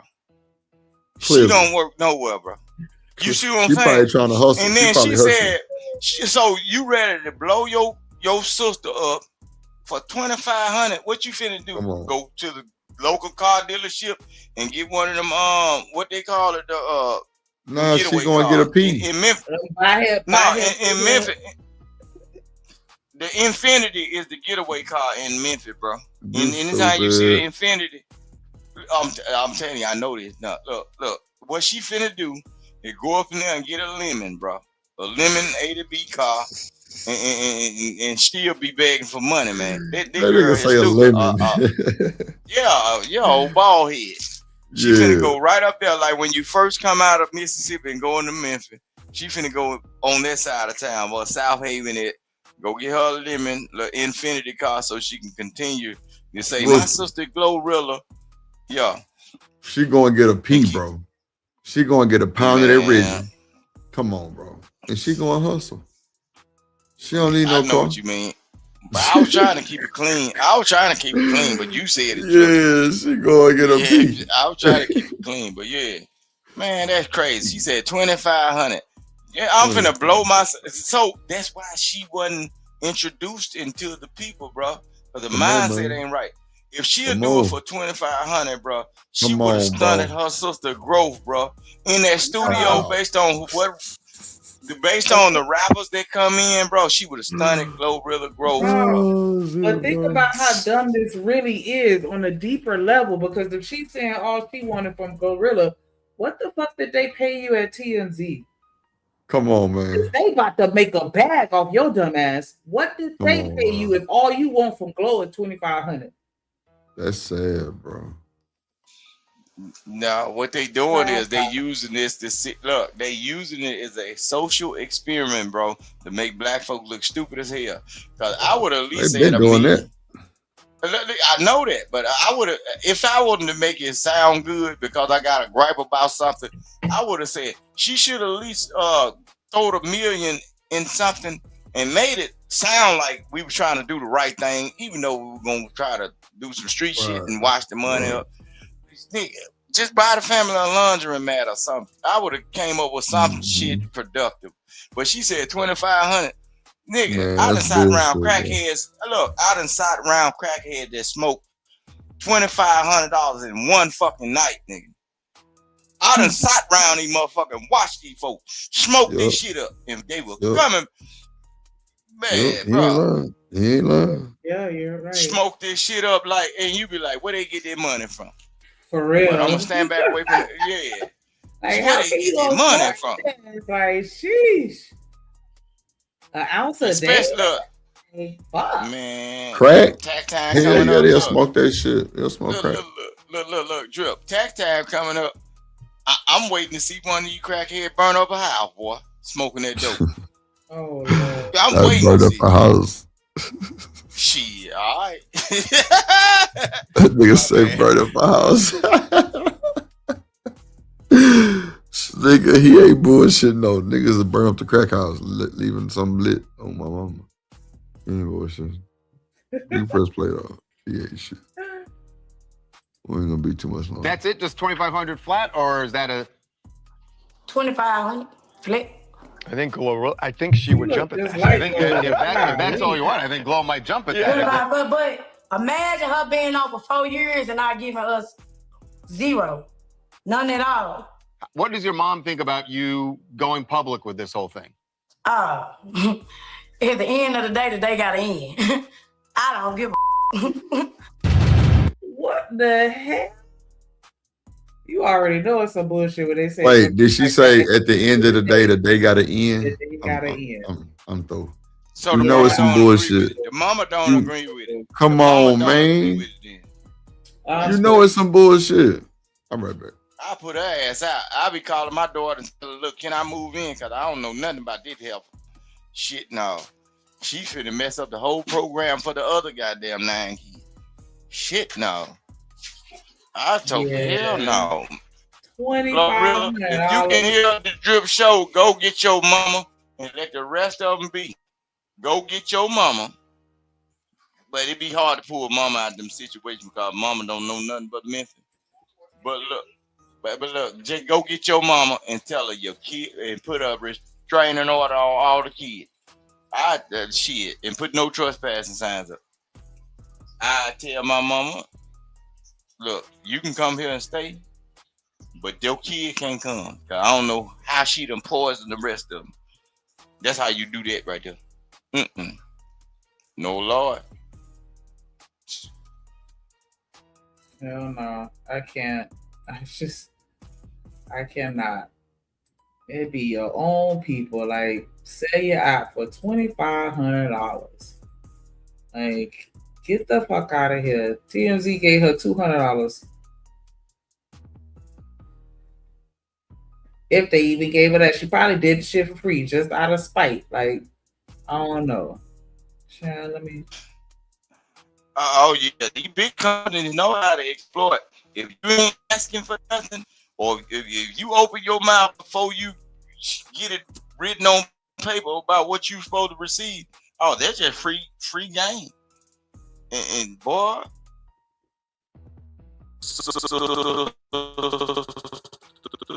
for defamation of character, because she ain't got shit. Boy, got my bad. Nah, it was just borging a little bit, but then it fixed itself. But yeah, no, I mean, I was just saying though, she can't even sue her sister for defamation of character because she ain't got shit. $2,500, man, that shit crazy, bro. I'd never want to be around my sister again because I'm gonna tell you like this: a person do you like that, they'll get that rusty 38, and if somebody else sell them a dream, they'll take you out. I tell my mama, come move with me, and your kids can't come. I put I trespass all of them and everything. And I tell my mama, hey, if you open this door for any one of them niggas, your ass out too, because you going for their cause. I just get my mama out of the situation. That's what I do. The rest of them couldn't come.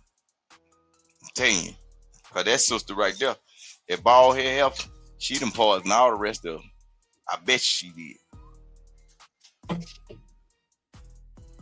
Well, I don't know, because yeah, she did. I don't know if you caught the part where she was like, yeah, and two of our siblings stay out there and let her with her. She treat them like some house slaves. And I'm just thinking, like, I don't know. I doubt it, because I'm sure if they living with her, it's a nice home. They have a nice room and a bed. She ain't got them sleeping on the floor. Like, I doubt she telling them to clean her mansion. Like, or what can they be doing as a slave for her? Because they can't pay no bills. So but hold on.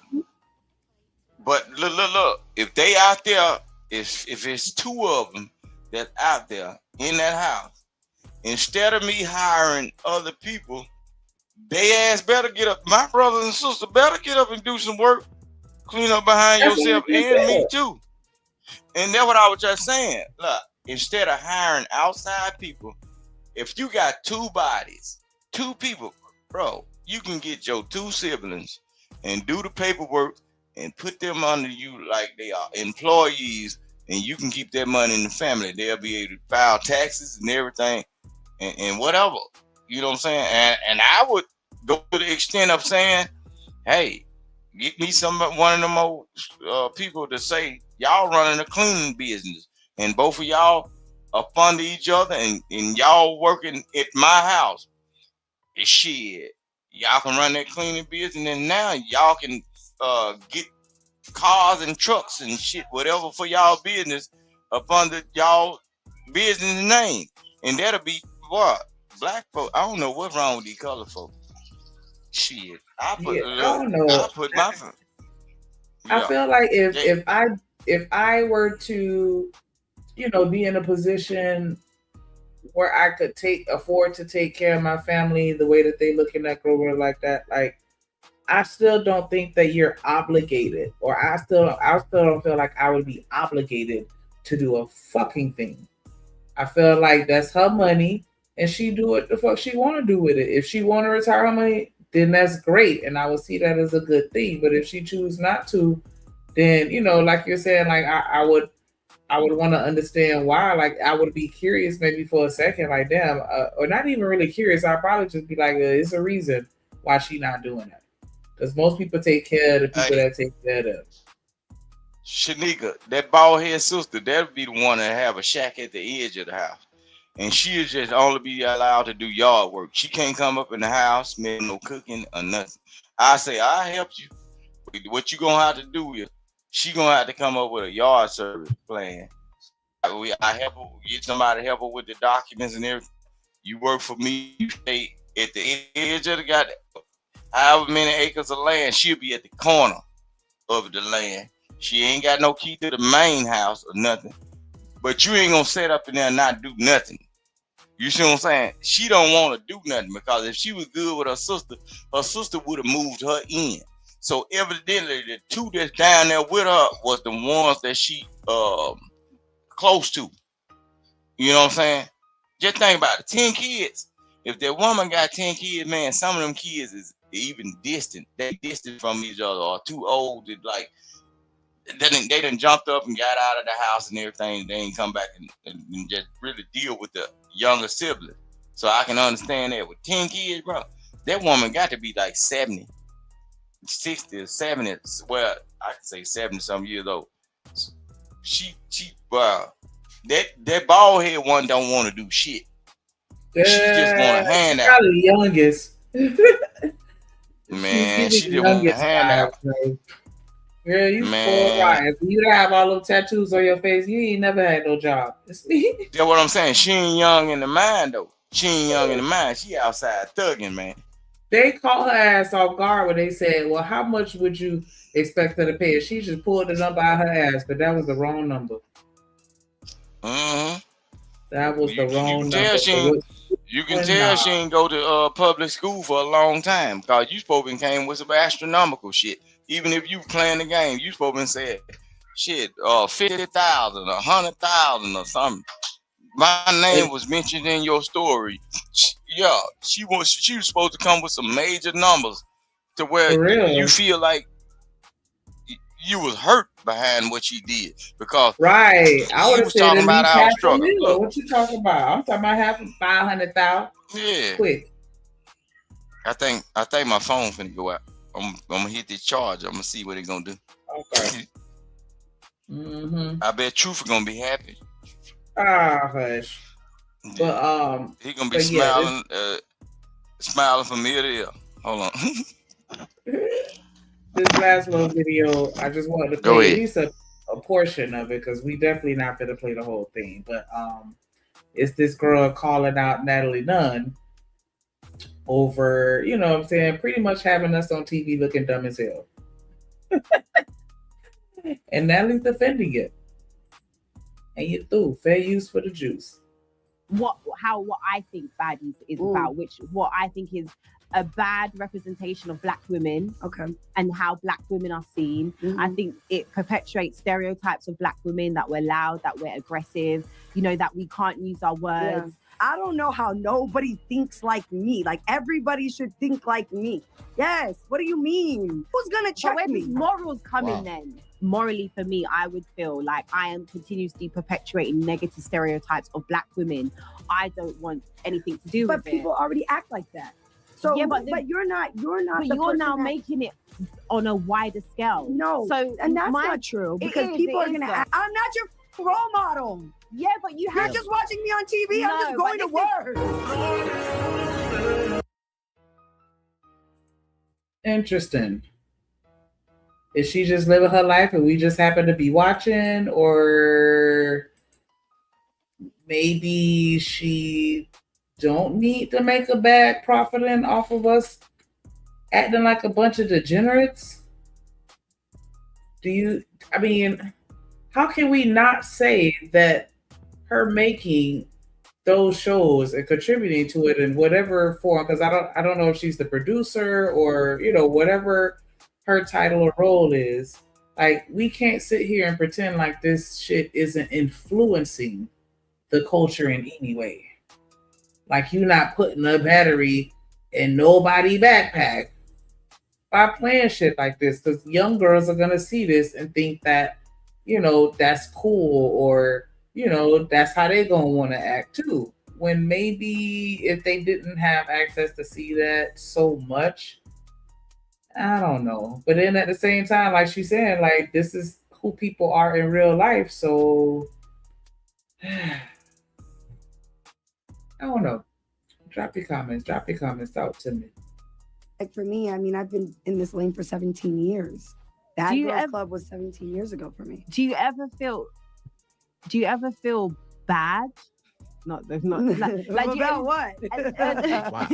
Do you ever feel bad about what I think Baddies is about, what I think is a bad representation of Black women, and how Black women are seen. I think it perpetuates stereotypes of Black women, that we're loud, that we're aggressive, that we can't use our words.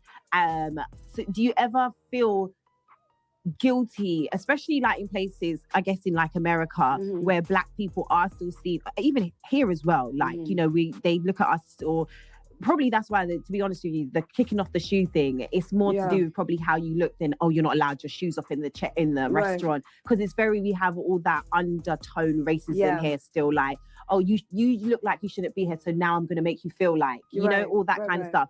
But what I'm saying is that perpetuation of, Black people, do you ever feel bad about that? Like, do you ever feel bad about Karen, for a better use, or I don't know, Sarah, white lady that's watching Baddies at home, and she doesn't have any Black friends, and she thinks to herself, oh my God, look at all the Black women ripping out the weaves. I feel like it doesn't matter whatever platform African American women are on, they're always gonna paint the African American woman to be the angry Black woman, or the loud one, or the fighter. That's I've worked with a lot of networks, even here when I was on Celebrity Big Brother in the UK, I was on Channel 5,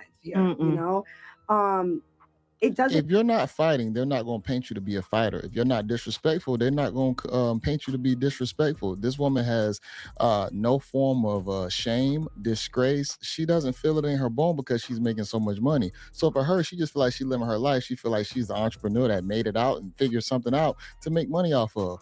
But when it comes down to how people characterize you, the way how you present and portray yourself definitely matters. And she doesn't realize that she is influencing the generation to not care.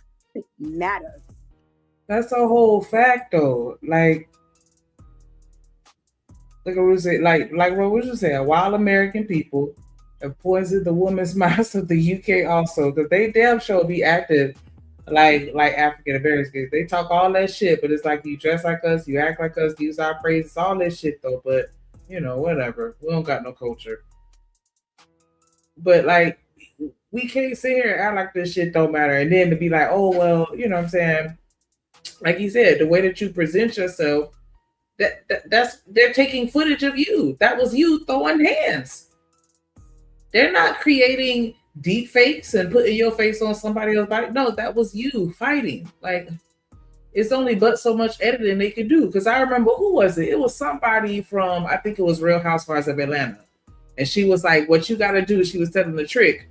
And she was like, you got to make sure that when you speaking, you don't leave any spaces in between your sentences. And you got to just keep talking kind of fast, but just not let the sentences end. That way it makes it more difficult for them to edit. Like, you got to talk like that so they can't have enough space to cut and splice your shit. And I'm like, damn, it's like that? But yeah, it makes sense. So I know that they're doing little tricks and shit like that on the back end to definitely create a narrative that they want us to follow and believe in. But yeah, at the end of the day, it's still you though, giving them the content to edit. So we can't not, you got to hold ourselves accountable for that aspect of it, at least in my opinion. But I'm gonna let her, skate on by. They're going to edit us to look how they want to perceive us to look. I disagree because I did Celebrity Big Brother, right? I did the one that came back after 10 years. I was on the 2 years ago, and I was fully aware that I was a black woman in a predominantly white space, and predominantly white people were going to watch me. And my thing is that God forbid, I give them any sort of content that is gonna add to the stereotype of a black woman. Do you think that you acted like yourself, or were you walking around on eggshells because you were worried about how people were going to perceive you? I think it was a bit of both, but I think that as a black woman, I don't think that's anything that we don't do on and off camera. I think even a woman that is not in front of the camera, and I think that's why a lot of black women kind of resonated with me, even women that would do normal 9 to 5s, because they saw all of the microaggressions that was being put onto me, and me having to think twice about and I think, again, that's what I'm saying. I think shows like Baddies and just be yourself, I don't think they should be themselves. But there's a time and place for everything. You don't have to bring out the worst of you. And I don't even think that they're being themselves. If you really want to keep it a stack, come on. Are we really sitting here trying to convince everybody that we're being ourselves? I mean, they're being themselves? I'm saying we, like I was on the show. They're being themselves? Get the fuck out of here. They go on that amped up, just ready to fucking fight over any little thing that anybody do. And then, they be sitting there amping each other up to fight on the show. Come on. And the producers, you already know they behind the scenes, behind the cameras, amping that shit up too. I've seen people talk about that. The producers came in and said some bullshit to me that had me pissed off. And then next thing you know, we fighting on camera. They're instigating these arguments that these quote unquote reality TV shows be having. They're creating the drama. So I'm supposed to think that you're being authentic, genuine. Come on, Natalie. I'm trying to, make sure that I really absorb what you're saying, because I don't want to be biased. But this little UK girl is cooking. Because it's I gotta make sure I stay cognizant of the fact that it's a whole bunch of people watching me. Is that not normal human behavior though? When you being watched, you tend to buck up and fly right. But then when ain't nobody looking, that's when the bullshit come out. That's just how they go. And you're doing the bullshit publicly in front of everybody. Wow. You just gonna go take a piss in front of everybody and let us see you wipe your ass too? Come on now. I'm just wiping my ass. That's what every human being do. But okay, but everybody don't need to see that. Especially not on camera when a whole bunch of people watching. But you know what I'm saying? I do understand drama sales, and they trying to get them coins best way they know how. So I don't know. Let's watch a little bit more.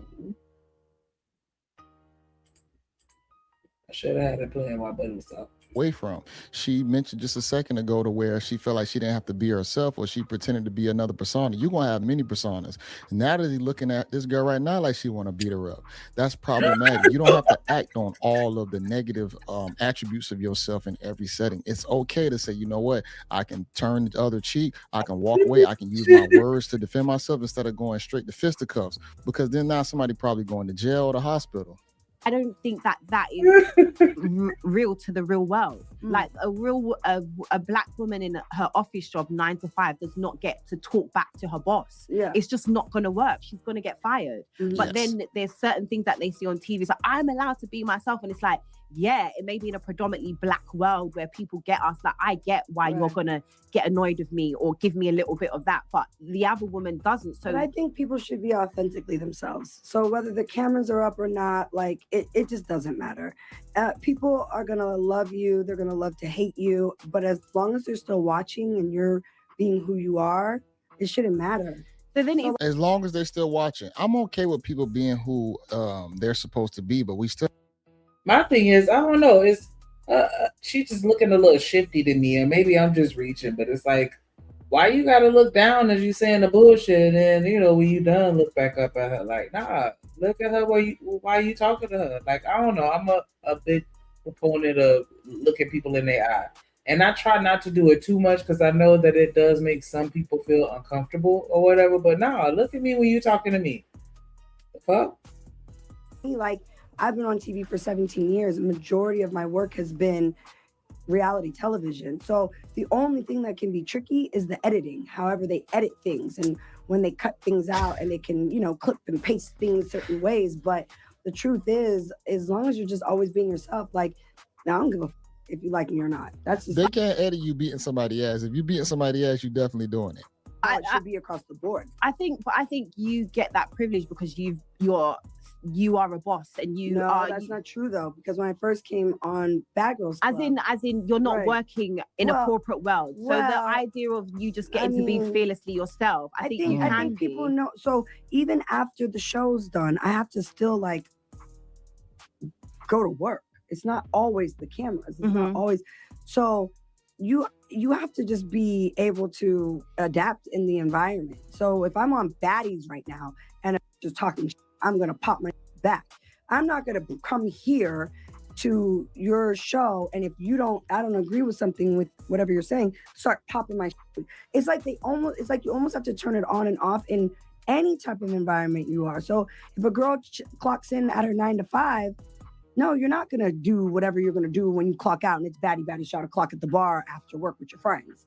So I feel like people just need to understand that every environment you're supposed to adapt to whatever it is. Like This woman's face is demonic. I'm not even. Okay, but at the same time, you're creating an environment that promotes the degeneracy that we're trying to stray away from when it comes to the Black woman and her image. You're encouraging that behavior. Maybe I'm tweaking. I'm tweaking.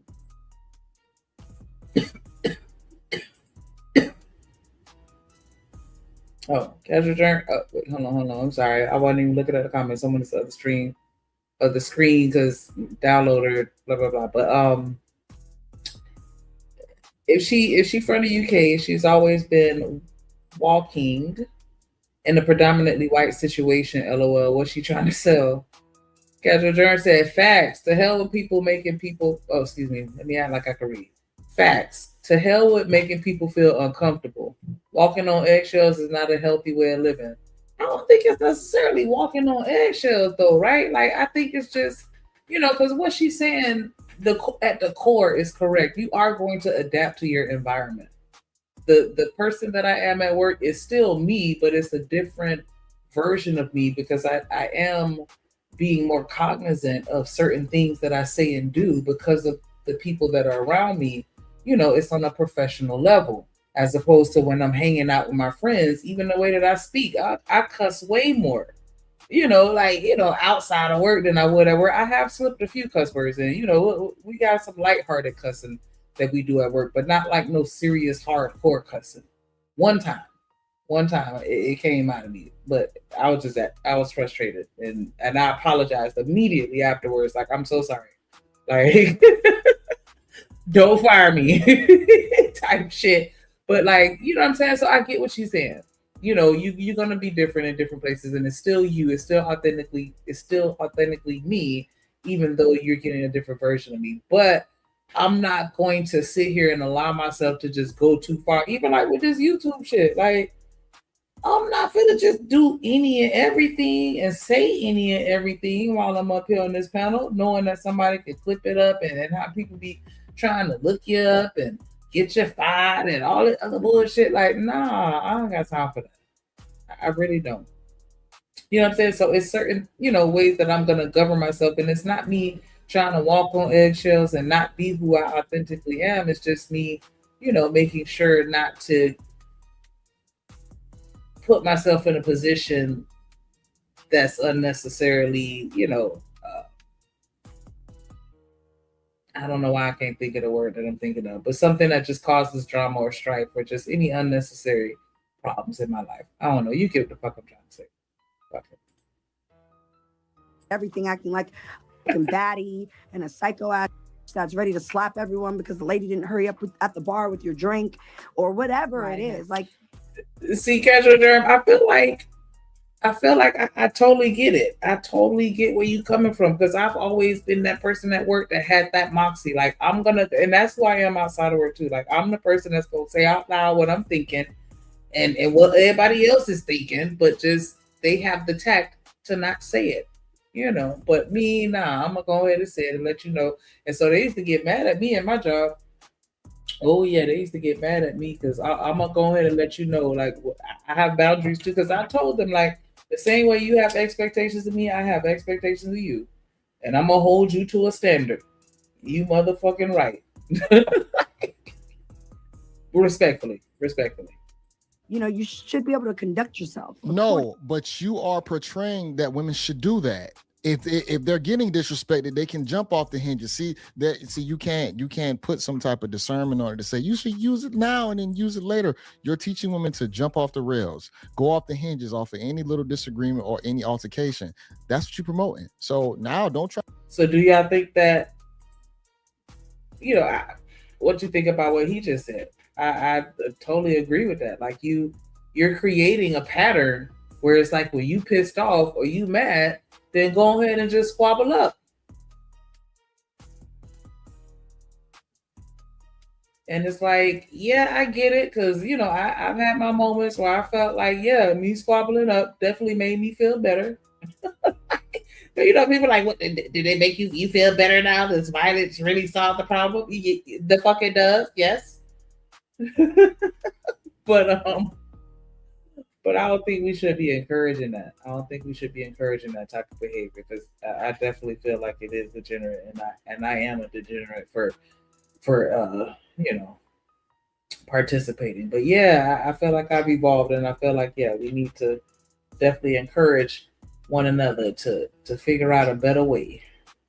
In any environment. So yeah, like Baddies, we know what we signed up for. We come on the show and it's turn up time, whether we're partying, whether we're traveling state to state to do shows and concerts. That's why I'm always saying, like, we don't fight at our shows, guys. If you want to argue with each other when the show's over on the bus ride back to the house, do it. But in front of everybody at a concert, like say tomorrow night, right. Those girls do not all get along on my show. On the road right now, but they're not going to do no weird. Right. You know what I mean? They're not going to do that. And that's why when the cameras aren't rolling, I will work with certain girls off camera too. Okay. So the ones that are here on the road with me right now, I can put $1 million on the line and I know they're not going to do no weird. These girls. Now, if I had Summer or I don't know, I don't want to say any more names, but it could go left.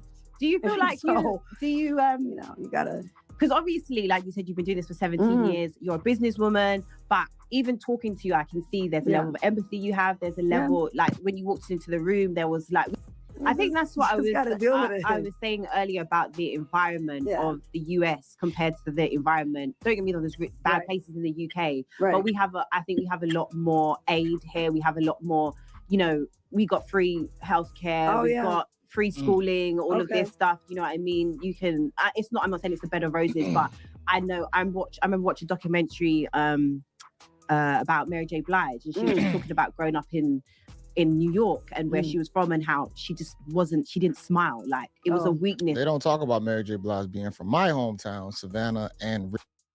So,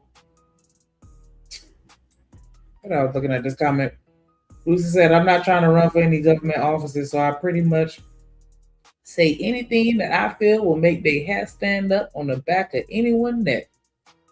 I don't know, you got to be a little careful. You know, make sure you have your backup plan. You know what I'm saying? Because just in case, you know, I'm in the at-will state. So they can fire you for no reason if they want to. So just know your laws, know where you're at, and I think it'll be all right.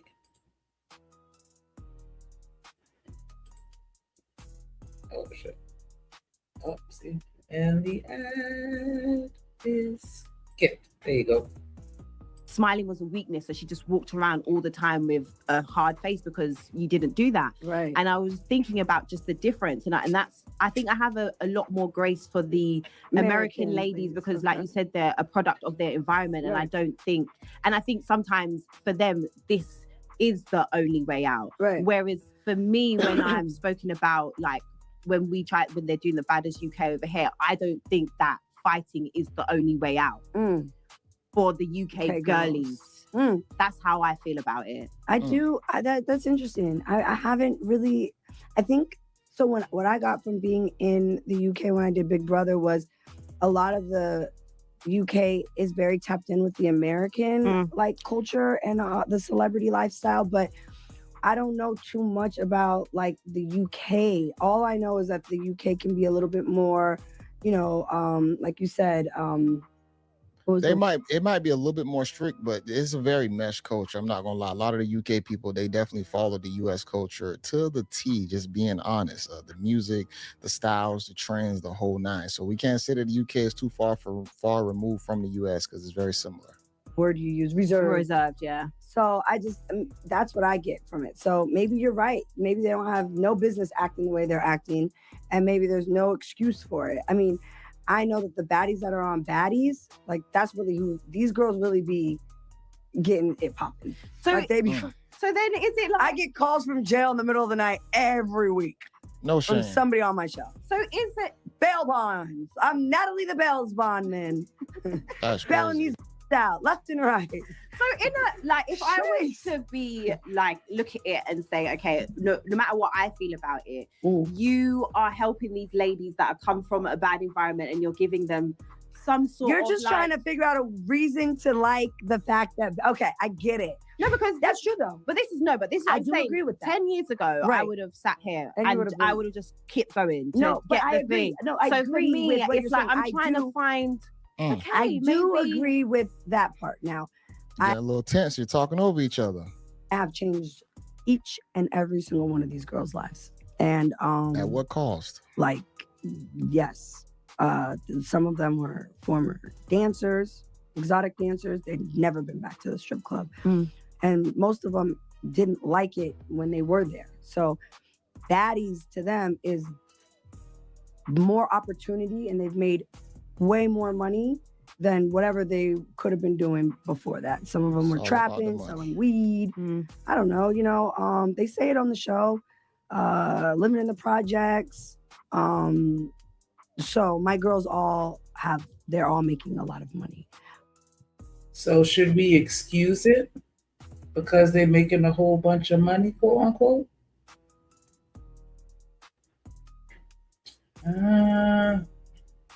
Because I mean, I get it. Would I rather see you fighting on a TV show or, selling twat? Yeah, going and squabble up. I don't know why just Kendrick Lamar on my mind, but yeah, go ahead and do that. I guess I don't know. And then some of them are able to, use the platform to do other things. Because you see Natalie, even though she's continuing the cycle, but she still turned it into an opportunity, and I'm pretty sure other people did too. I just don't follow them well enough to be able to name anything that anybody else is doing. But yeah, they, what I'm saying, she putting them on. So, silver lining? Some of them are now homeowners, got their first cars, put their mother and parents in houses, their kids. Like anything degenerate, it just sounds like it's all about the money. This is the same excuse that drug dealers make, strippers make, sex workers make. It's all about the dollar. As long as I can make this cash, everything else will give it a pass. That's a problem because you have to look at what you're breeding or whatnot. You still breeding more degeneracy. You still breeding people who possibly might not be able to function after all the fame is said and done. You know what I'm saying? But when you in it, it's fun. But when you out of it, it's probably not going to be. Lives have changed, and they're making a lot of money. I'll just tell you that. The money thing. They're making a lot of I money. hear a lot of the word money. Yeah. Obviously had that viral interview with Cam that went and he said, what did the baddies bring to the table? And Money. You said money. Yeah. All I need is the money. Yes. I need money. If it ain't about the money. And my thing is, sad. What's your sign first? When's your birthday? Go and have a guess. I think you're a Capricorn. No. See, Aries. Go on. No. This is proof that star signs is rubbish. I don't know. Because look, she's got 2 wrong now. And then when I say the one that I am. No. See, when I say the one that I am, when I say the one that I am, you're going to be like, I knew it. I'm a Leo. Oh, shit. Did you? Yeah, sure. Did you know that I was a Leo? No. Did you guess? Oh, school. Okay, it's giving. She gave Leo? Oh, really? Oh, wow. She's like, I'm ready to end this. Oh, wow. I'm just basically everything. No, not an Aquarius. Aquarius is crybaby-ish in the water. I've never been given Virgo. I'm a Capricorn. No, wait, a Capricorn's fire? I'm just waiting on what Virgo is. Okay. So the money thing. Yeah, I asked that because when you Google Capricorn, the first thing that comes up is business money. Right, okay. So maybe that's why, because my thing is, I understand the money thing, but is money the decider of it all? Like, is it as long as money's being made, it's okay? Absolutely. Come on, we already know the answer to that. Vic, you hit it on the head. You helping to do the same thing for his girls. It's the same shit. It pimping. Somebody said it earlier. She a madam type shit. Like, come on. Come on. I'm bailing them out of jail. I'm the Bills bombing. I take care of them. Come on, girl. Let me take you off the streets. Just come on my show. All you gotta do is fight a couple times, but I'm gonna get you a bag. I'm gonna make you famous. Cha cha cha cha cha. I don't know. I feel like we need to figure out another way. Can we do that?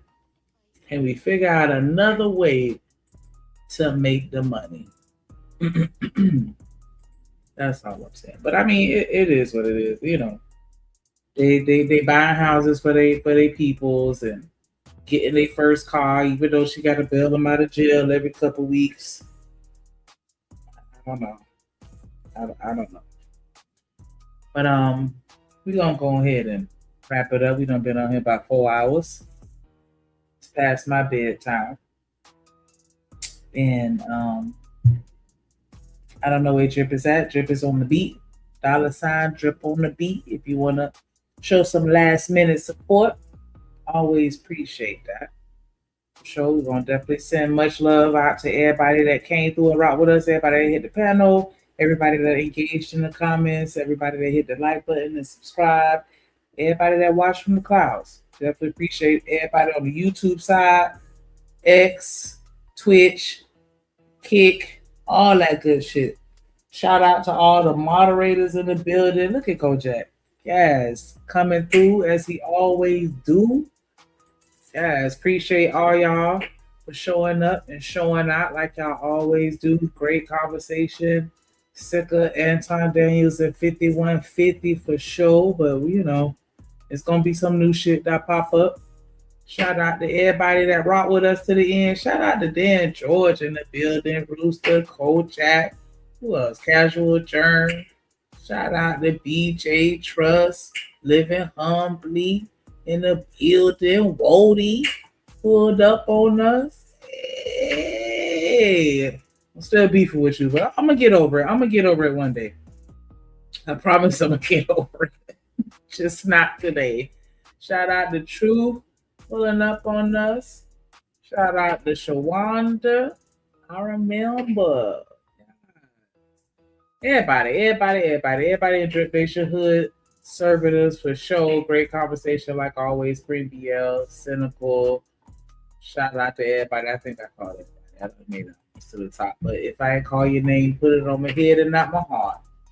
Make sure y'all turn that notification bell on and show up to the next show. And you through. Hey, gang. Yellow David. Hey, he's saying, Yellow David. Hey, we ain't playing man. Hey, Yellow David. Hey, Yellow David. Hey, Yellow David. Yellow, ooh. Damn, no, Cole, you get in here. Oh, you better not do it.